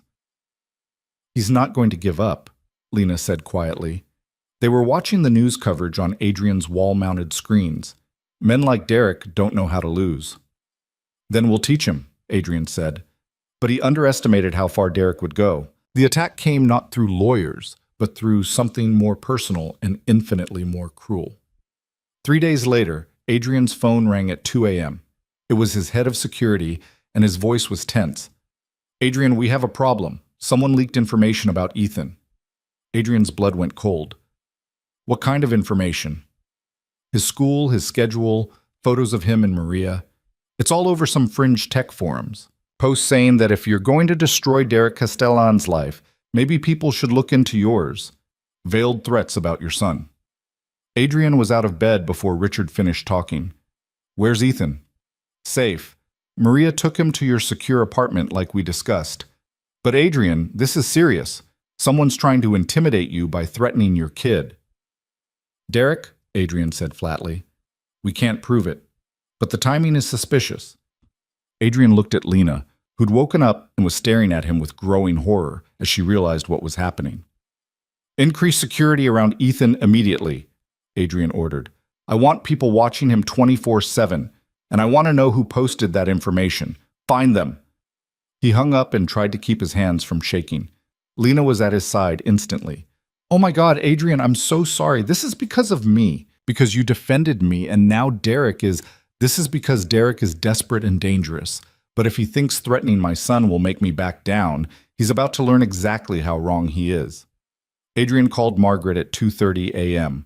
She answered alert, like she'd been expecting this. He went after Ethan, Adrian said without preamble. I know, I saw the posts. We're already working on getting them taken down and tracing the source. This crosses a line, Adrian, a serious line. We can use this. I don't care about using it. I care about keeping my son safe. I understand. And we will. But legally, this gives us ammunition. If we can tie these posts back to Derek or his associates, that's witness intimidation, harassment, potentially criminal threatening. It could end his lawsuit and destroy what's left of his reputation. Then do it. I want him buried. But the damage was already spreading. By morning, conservative news outlets were running stories about Adrian Vale, the billionaire who'd weaponized his wealth to destroy a competitor. They framed Derek as the victim, Lena as a vindictive ex-girlfriend, and Adrian as a bully who couldn't handle competition. They're twisting everything, Lena said, staring at her phone in Adrian's kitchen. Making Derek look like the underdog and us look like villains. That's what happens when you threaten powerful people, Adrian said. He was making breakfast for Ethan, who was sitting at the counter drawing pictures, oblivious to the chaos swirling around them. They fight back with whatever weapons they have. In this case, it's narrative. Maybe I should drop the lawsuit. Just walk away. Your son is being threatened because of me. No, Adrian's voice was firm. Ethan is being threatened because Derek is a coward who knows he's losing. We don't reward that. We fight harder. Ethan looked up from his drawing. Dad, why are people being mean to Lena? Adrian and Lena exchanged glances. How much did you tell a 6-year-old about corruption and theft and legal warfare? Because sometimes when people do bad things and get caught, they try to blame the people who caught them, Adrian said carefully. It's not fair, but it happens. That's dumb, Ethan said matter-of-factly. If you do something bad, you should say sorry and fix it. That's what you always tell me. You're absolutely right, buddy. Unfortunately, some adults forget that rule. Ethan went back to his drawing. Lena was staring at him with something that looked like wonder. He's a good kid, she said softly.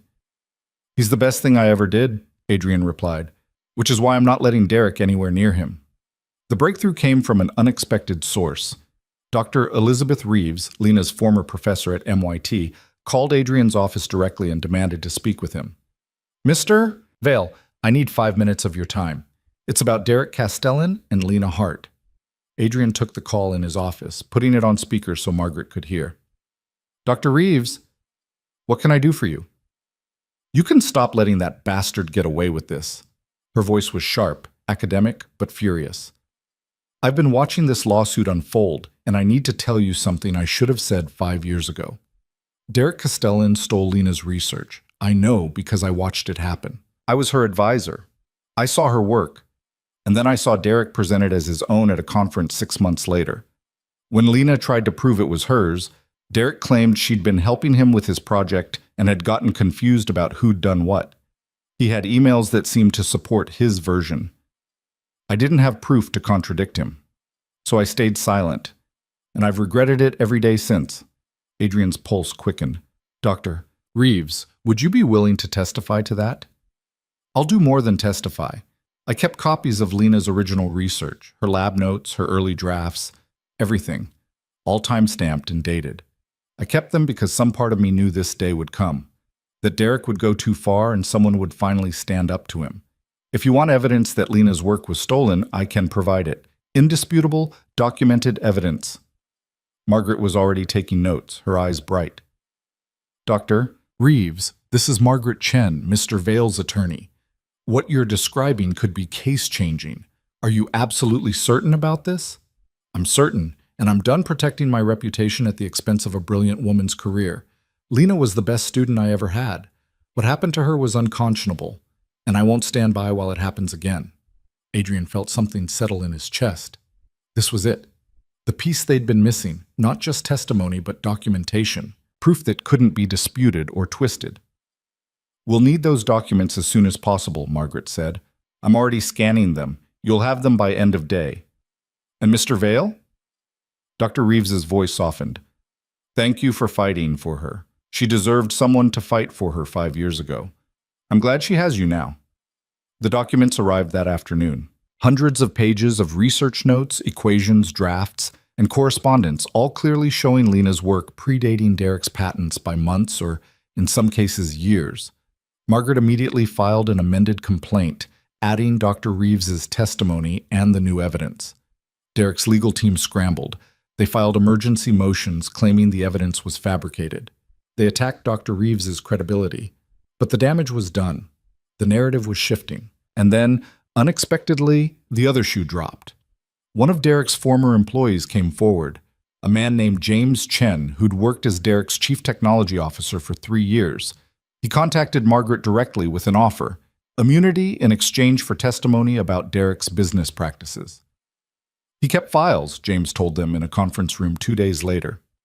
Every researcher he ever stole from, every patent he fraudulently filed, every intimidation tactic he used. He documented everything because he thought he was untouchable. Thought no one would ever dare come after him. I have copies. All of it. Why are you coming forward now? Adrian asked. James looked tired, beaten down. Because I helped him. I knew what he was doing and I stayed silent because the money was good and I told myself it wasn't my problem. But then I saw the news about the 6 women suing him, saw their faces, read their stories, and I realized I'd been complicit in destroying lives. I can't undo that, but maybe I can help end it. The files James provided were damning. Emails where Derek explicitly discussed stealing research, text messages about intimidating former employees, financial records showing payments to lawyers specifically for the purpose of burying complaints. It was everything Margaret needed to prove not just a pattern, but a conspiracy. Derek's lawsuit against Lena and Adrian collapsed within a week. His lawyers withdrew it with prejudice, meaning it could never be refiled. His company's board forced him to resign. Federal investigators opened a probe into his patent filings, and one by one, his business relationships dissolved. The man who'd built an empire on stolen brilliance watched it crumble in real time. But Adrian knew it wasn't over. Not yet. Because Derek Castellan was the kind of man who needed to be absolutely destroyed before he'd stop fighting. The final blow came from an unexpected direction. Claire Dupont, the French researcher, had kept something from her time with Derek. A recording. A conversation where Derek explicitly admitted to stealing her work, laughing about how easy it was to exploit brilliant women who were too emotional to think strategically. She'd kept it for years, too afraid to use it, too ashamed to admit she'd been that naive. But now, with 5 other women standing beside her, she handed it to Margaret. Play it in court, she said. Let everyone hear what he really thinks of us. They didn't need to play it in court. They leaked it to the press instead. The recording hit the internet on a Thursday morning. By noon, it had been viewed 3 million times. Derek's voice, smug and cruel, detailing exactly how he'd manipulated Claire into sharing her research, bragging about how none of his victims had the resources to fight back. Laughing about their trust, their naivety, their belief that he'd actually cared about them. The backlash was instant and total. Tech companies cut all ties. Universities revoked honorary degrees. Investors filed lawsuits. Even Derek's own lawyers abandoned him. Within 2 weeks of the recording's release, Derek Castellan had gone from multi-millionaire tech darling to unemployable pariah. Adrian watched it all from his office, Lena beside him. She'd been quiet through most of it, processing the vindication, the victory, the strange grief that came with finally winning a battle she'd given up hope of ever fighting. It's over, Adrian said quietly. Is it? Lena's voice was small. He's destroyed, his company's gone, his reputation's ruined. But does that fix anything? Does it give back the 5 years I lost? Does it undo what he did to Sarah, Jennifer, Rachel, Claire? No. But it stops him from doing it to anyone else. And it proves you were right all along. That matters. Lena was quiet for a long moment. Then, I need to do something. Something real. Not just destroy him, but build something better. Something that proves we're more than just his victims. Like what?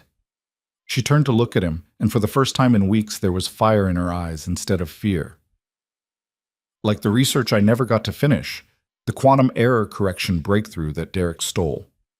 I want to complete it, publish it under my name, show the world what I'm actually capable of when I'm not being sabotaged. Adrian smiled. Then let's do it. I'll fund whatever you need, lab space, equipment, staff. Build something brilliant. Take back what was always yours. Lena kissed him then, fierce and grateful, and full of hope that had seemed impossible just weeks ago. Thank you, she whispered, for believing me, for fighting for me, for seeing me when I couldn't see myself. Always, Adrian said, and for the first time since Sarah died, he meant it. 6 months felt like both forever and no time at all. Lena's lab opened in March in a renovated warehouse in Brooklyn that had once housed textile manufacturing and now held some of the most advanced quantum computing equipment in the country. She'd named it Meridian Research, after the restaurant where she and Adrian had their first real conversation. He'd offered to make it a division of Veil Technologies, but she'd refused. This needed to be hers. Built on her vision, her terms, her name. Adrian had understood. More than that, he'd respected it. The day they cut the ribbon, all 5 of the other women were there. Sarah had taken a sabbatical from teaching to join Lena's team. Jennifer was consulting part-time while finishing her PhD. Rachel, Claire, and the 6th woman they'd found, Dr. Maya Patel, were collaborating remotely, sharing research, rebuilding the network Derek had tried to destroy. This is what winning actually looks like, Sarah said, standing in the main lab surrounded by equipment that hummed with possibility. Not just taking him down, building something better. Lena nodded, but her attention was divided. Across the room, Adrian was crouched down talking to Ethan, who was staring wide-eyed at a quantum processor like it was magic. Which, in a way, it was. Is that a computer? Ethan asked. It's a special kind of computer, Lena said, walking over. It uses quantum mechanics to solve problems that regular computers can't. What kind of problems? Really complicated ones, like figuring out how to keep secrets safe, or understanding how molecules work, or finding the fastest way to beat the final boss in my video game? Lena laughed. Probably not that, but maybe someday. Ethan considered this seriously. That's okay. I like figuring that out myself anyway. He looked up at his father. Dad, can I come here sometimes to see the special computers? If Lena says it's okay. It's more than okay, Lena said softly. You're welcome any time. The research progressed faster than Lena had dared hope. Turns out when you weren't constantly looking over your shoulder for someone to steal your work, you could actually focus. Within 3 months, her team had refined the quantum error correction protocol she'd started years ago. Within 5 months, they'd achieved results that made the academic community take notice. Dr. Reeves called the day the first paper was published in Nature. Lena, I just read your work. It's extraordinary. Better than I even imagined it could be. I had a good teacher, Lena said. And you were always my best student. I'm sorry I didn't fight harder for you when Derek. You fought for me when it mattered, Lena interrupted. You kept my research. You came forward. That's what saved everything. So thank you for that and for everything you taught me. There was a pause. Then, are you happy, Lena? Really happy? Lena looked around her lab at the team she'd built, at the work that was finally hers. Through the glass wall of her office, she could see Adrian talking to Sarah about potential collaboration with Veil Technologies. Could see Ethan sitting at a desk drawing pictures of quantum particles that looked more like friendly aliens. Yeah, she said, I really am. But happiness, Lena was learning, was complicated. It wasn't the absence of problems. It was having problems you actually cared about solving. The first real fight with Adrian happened on a Tuesday in late summer.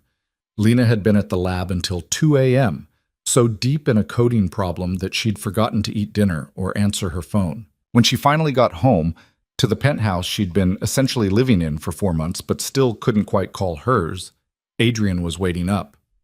"You scared the hell out of me," he said. His voice was controlled, but she could hear the anger underneath.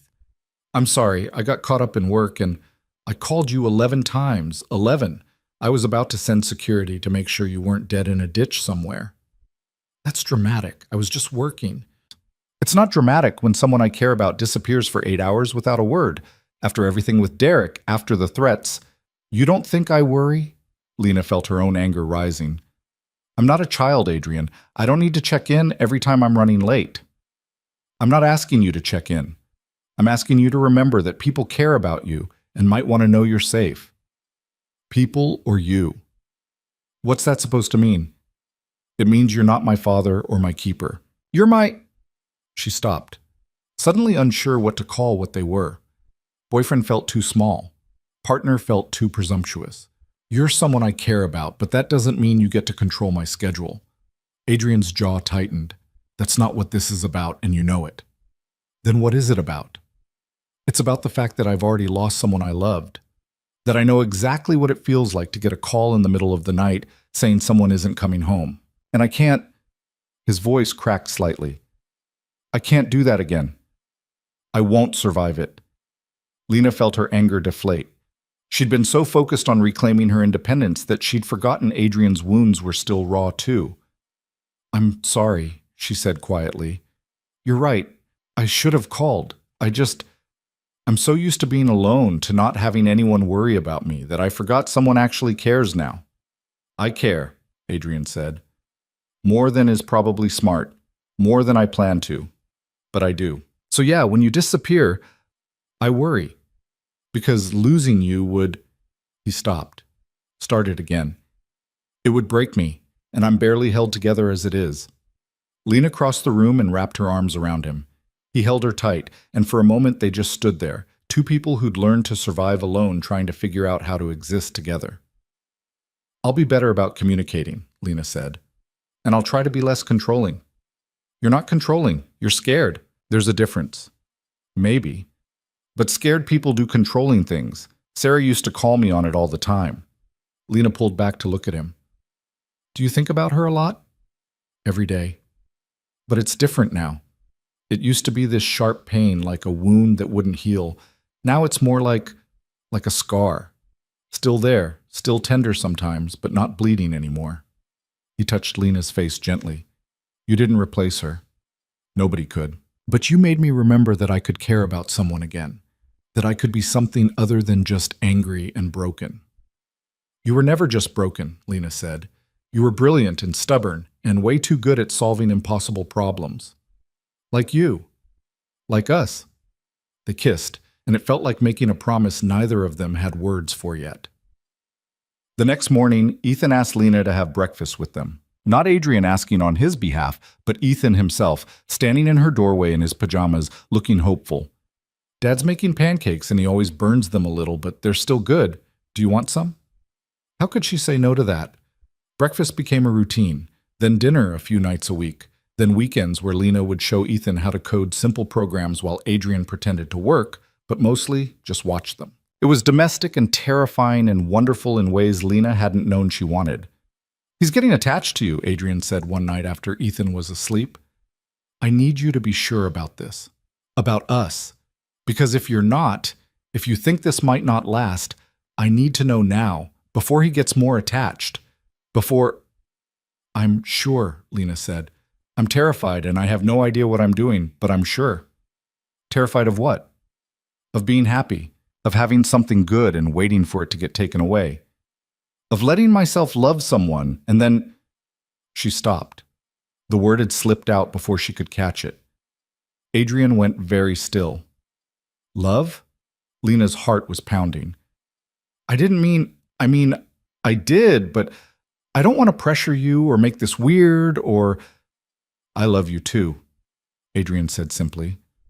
"I have for a while. I just didn't know if it was too soon or too complicated or if you were ready to hear it." "How long is a while?" Remember when you stood in front of my board and told them they should verify your work instead of just trusting you?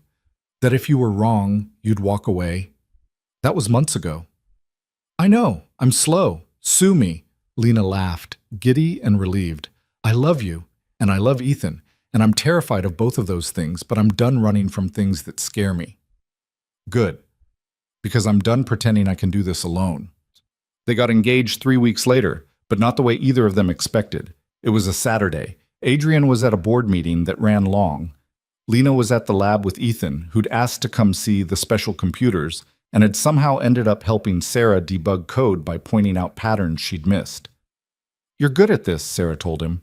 My dad says I'm good at noticing things people forget to look at, Ethan said proudly. Lena's phone buzzed. A text from Adrian. Meeting's going to run another 2 hours. I'm so sorry. Can you handle pickup? Of course, she typed back. We're having fun. She took Ethan for ice cream after the lab. They sat in a park, watching people jog past, and Ethan was quiet for a while before speaking. Lena, can I ask you something? Always. Are you going to stay? Like forever stay? Lena's breath caught.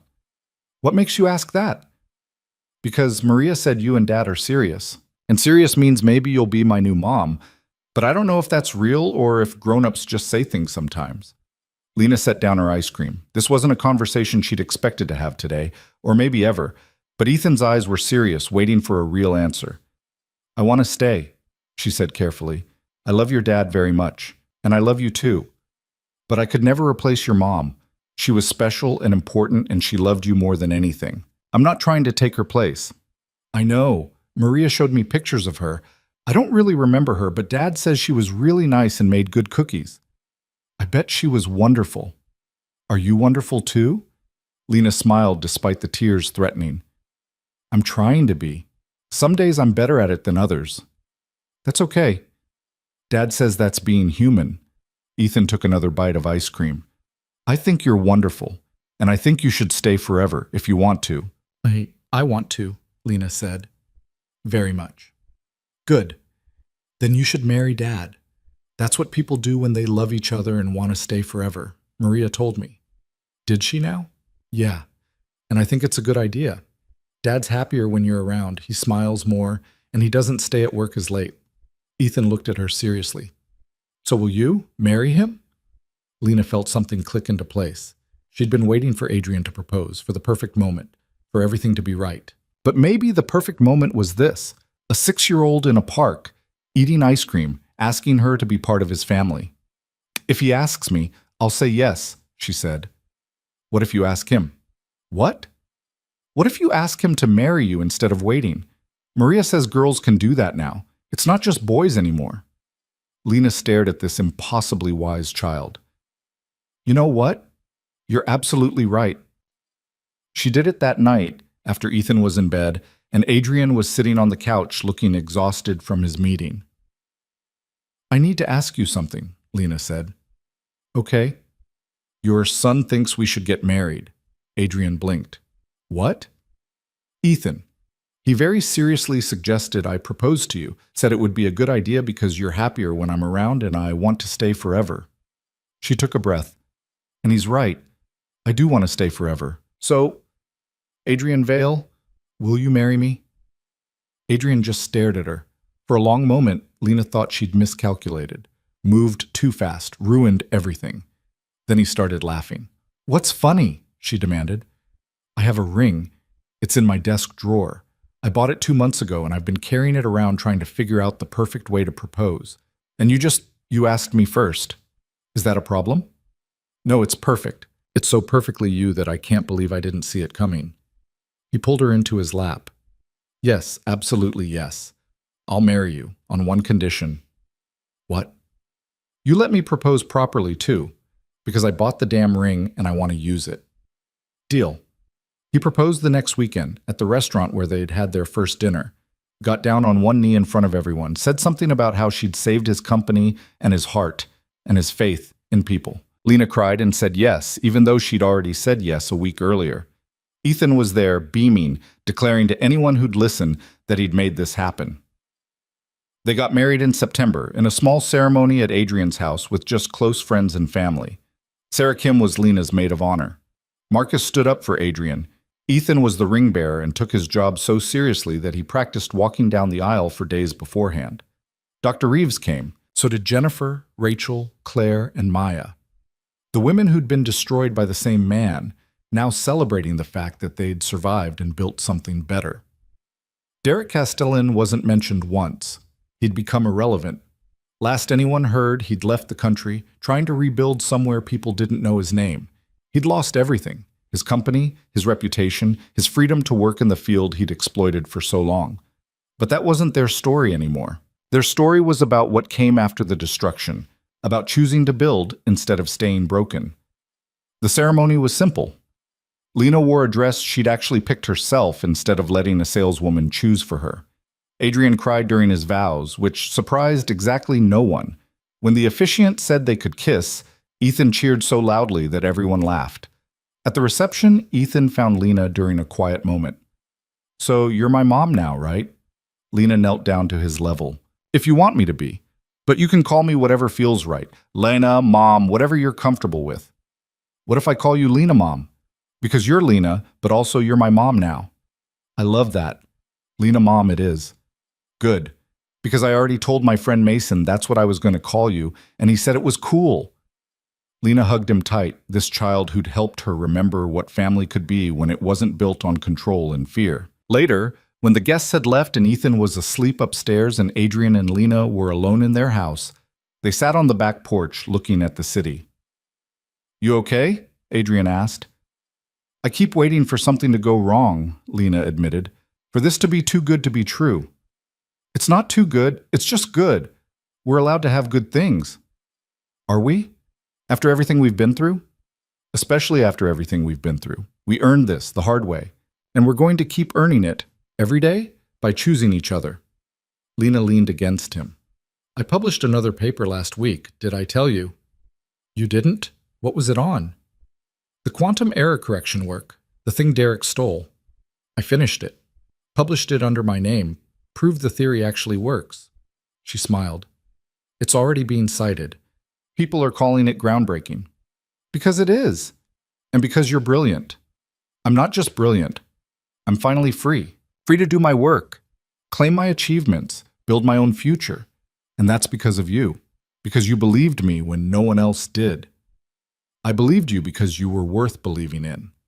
That's not on me. That's on you for being exactly who you are."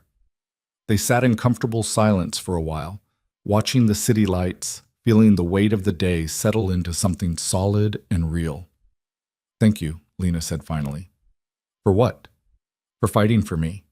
For seeing me, for giving me the space to rebuild myself instead of trying to rescue me." "You didn't need rescuing. You needed resources and someone who wasn't afraid of how brilliant you are. I just provided the first and got lucky enough to be the second." "We got lucky," Lena corrected. "Both of us." "Yeah," Adrian said, "we really did." 3 years later, Meridian Research had expanded to a second location and employed 43 people. Lena had published 7 papers, won 2 major awards, and been offered a teaching position at MIT that she'd accepted on the condition she could maintain her lab. Dr. Reeves had come out of semi-retirement to co-teach with her, finally getting to work with her best student again. Veil Technologies had integrated Lena's quantum error correction protocols into Quantum Shield, making it the industry standard for secure communication. The 5 other women Derek had victimized had all found their way back to meaningful work. Sarah, as Lena's partner, Jennifer with her own startup, Rachel at a major tech company, Claire consulting from Paris, and Maya running a quantum research program in India. Derek himself had tried to make a comeback twice. Both times, someone had leaked his history and the opportunities evaporated. He'd eventually given up and become a cautionary tale. The brilliant man who could have been great if he hadn't confused intelligence with entitlement. Ethan was 9 now, already coding his own programs and asking questions about quantum mechanics that made even Lena think hard. He called her mom without the Lena prefix anymore, had stopped asking about his birth mother except occasionally when something reminded him. Those moments were hard, but they'd learned to navigate them together. Adrian had stepped back from the day-to-day running of Veil Technologies, hiring a CEO he actually trusted and taking more time to be present for his family. He still worked too much, but now he came home for dinner. Now he took weekends off. Now he remembered that success meant nothing if you had no one to share it with. On their third anniversary, Lena and Adrian went back to Pearson's, the restaurant where they'd had breakfast after that first impossible night. "Remember when I thought you were insane for offering me $155 million? Lena said over coffee. "Remember when you thought I was lying and none of this was real?" To be fair, it seemed too good to be true. And now? Lena looked at her husband, this brilliant, damaged, stubborn man who'd fought for her when she couldn't fight for herself. Now it's just true. We made it true by choosing it every day. "Best $155 million I ever spent," Adrian said. "You spent a lot more than that. Legal fees alone. Worth every penny. You're ridiculous. You married me anyway." "Best decision I ever made," Lena said, and meant it with her whole heart. They went home to find Ethan had made dinner with Maria's help. Pasta that was slightly overcooked and garlic bread that was slightly burned, but made with so much effort that it tasted perfect anyway. "I wanted to do something special for your anniversary," Ethan explained, "because you guys are gross and in love and it's nice." "We're gross?" Adrian asked, laughing. "So gross, but happy. And Maria says happy is better than perfect." Ethan paused. "Also, I need help with my science project. It's about quantum computing, and I want to do something really cool." Lena and Adrian exchanged glances. "We can help with that," Lena said. They ate dinner together, this family that had been built from broken pieces and impossible odds, and the simple choice to keep showing up for each other. There were hard days still, days when Lena doubted herself, days when Adrian struggled with old grief, days when parenting felt impossible, and work was overwhelming, and everything seemed too much. But there were good days too. Days like this one, where pasta was imperfect, and conversation was easy, and love was just a quiet fact instead of a dramatic statement. Lena had learned that happy endings weren't about everything being perfect. They were about being with people who saw your damage and chose you anyway, about building something new from the wreckage of what came before, about having the courage to hope again after you'd been taught that hope was dangerous. She'd gone from serving coffee to people who didn't see her, to running her own research lab and teaching the next generation of quantum scientists. From believing she was nobody to knowing she was someone worth fighting for. From surviving alone to building a family with people who'd been broken in their own ways and decided broken didn't mean worthless. And Adrian had gone from a billionaire who'd lost everything that mattered to a man who'd learned that love didn't replace loss. It just made the loss bearable. That being a good father meant being present, not perfect. That the best things he could build weren't companies, but connections. Later that night, after Ethan was in bed and the kitchen was clean and the city was settling into its nighttime rhythm, Lena stood on their balcony and looked out at Manhattan. Somewhere down there was the building where she'd walked into Adrian's office, terrified and desperate. Somewhere out there was the tiny apartment where she'd convinced herself that small and invisible was safer than big and seen. She wasn't that person anymore. That person had been scared into silence. This person, this Lena, had learned to use her voice, to claim her space, to build instead of hide. Adrian came up behind her, wrapped his arms around her waist. "What are you thinking about?" he asked. "How far we've come. How impossible this seemed 3 years ago. How lucky we got." "Luck had nothing to do with it. We fought for this." "We did," Lena agreed, "and we won." "Damn right we did." They stood there together, watching the city they'd conquered in their own ways. And Lena felt something she hadn't felt in years before meeting Adrian, something she'd thought was lost forever. She felt like she was exactly where she was supposed to be. Not because everything was perfect, but because everything was real. Hard and messy and complicated and absolutely, undeniably real. And that was better than any fairy tale ending could have been.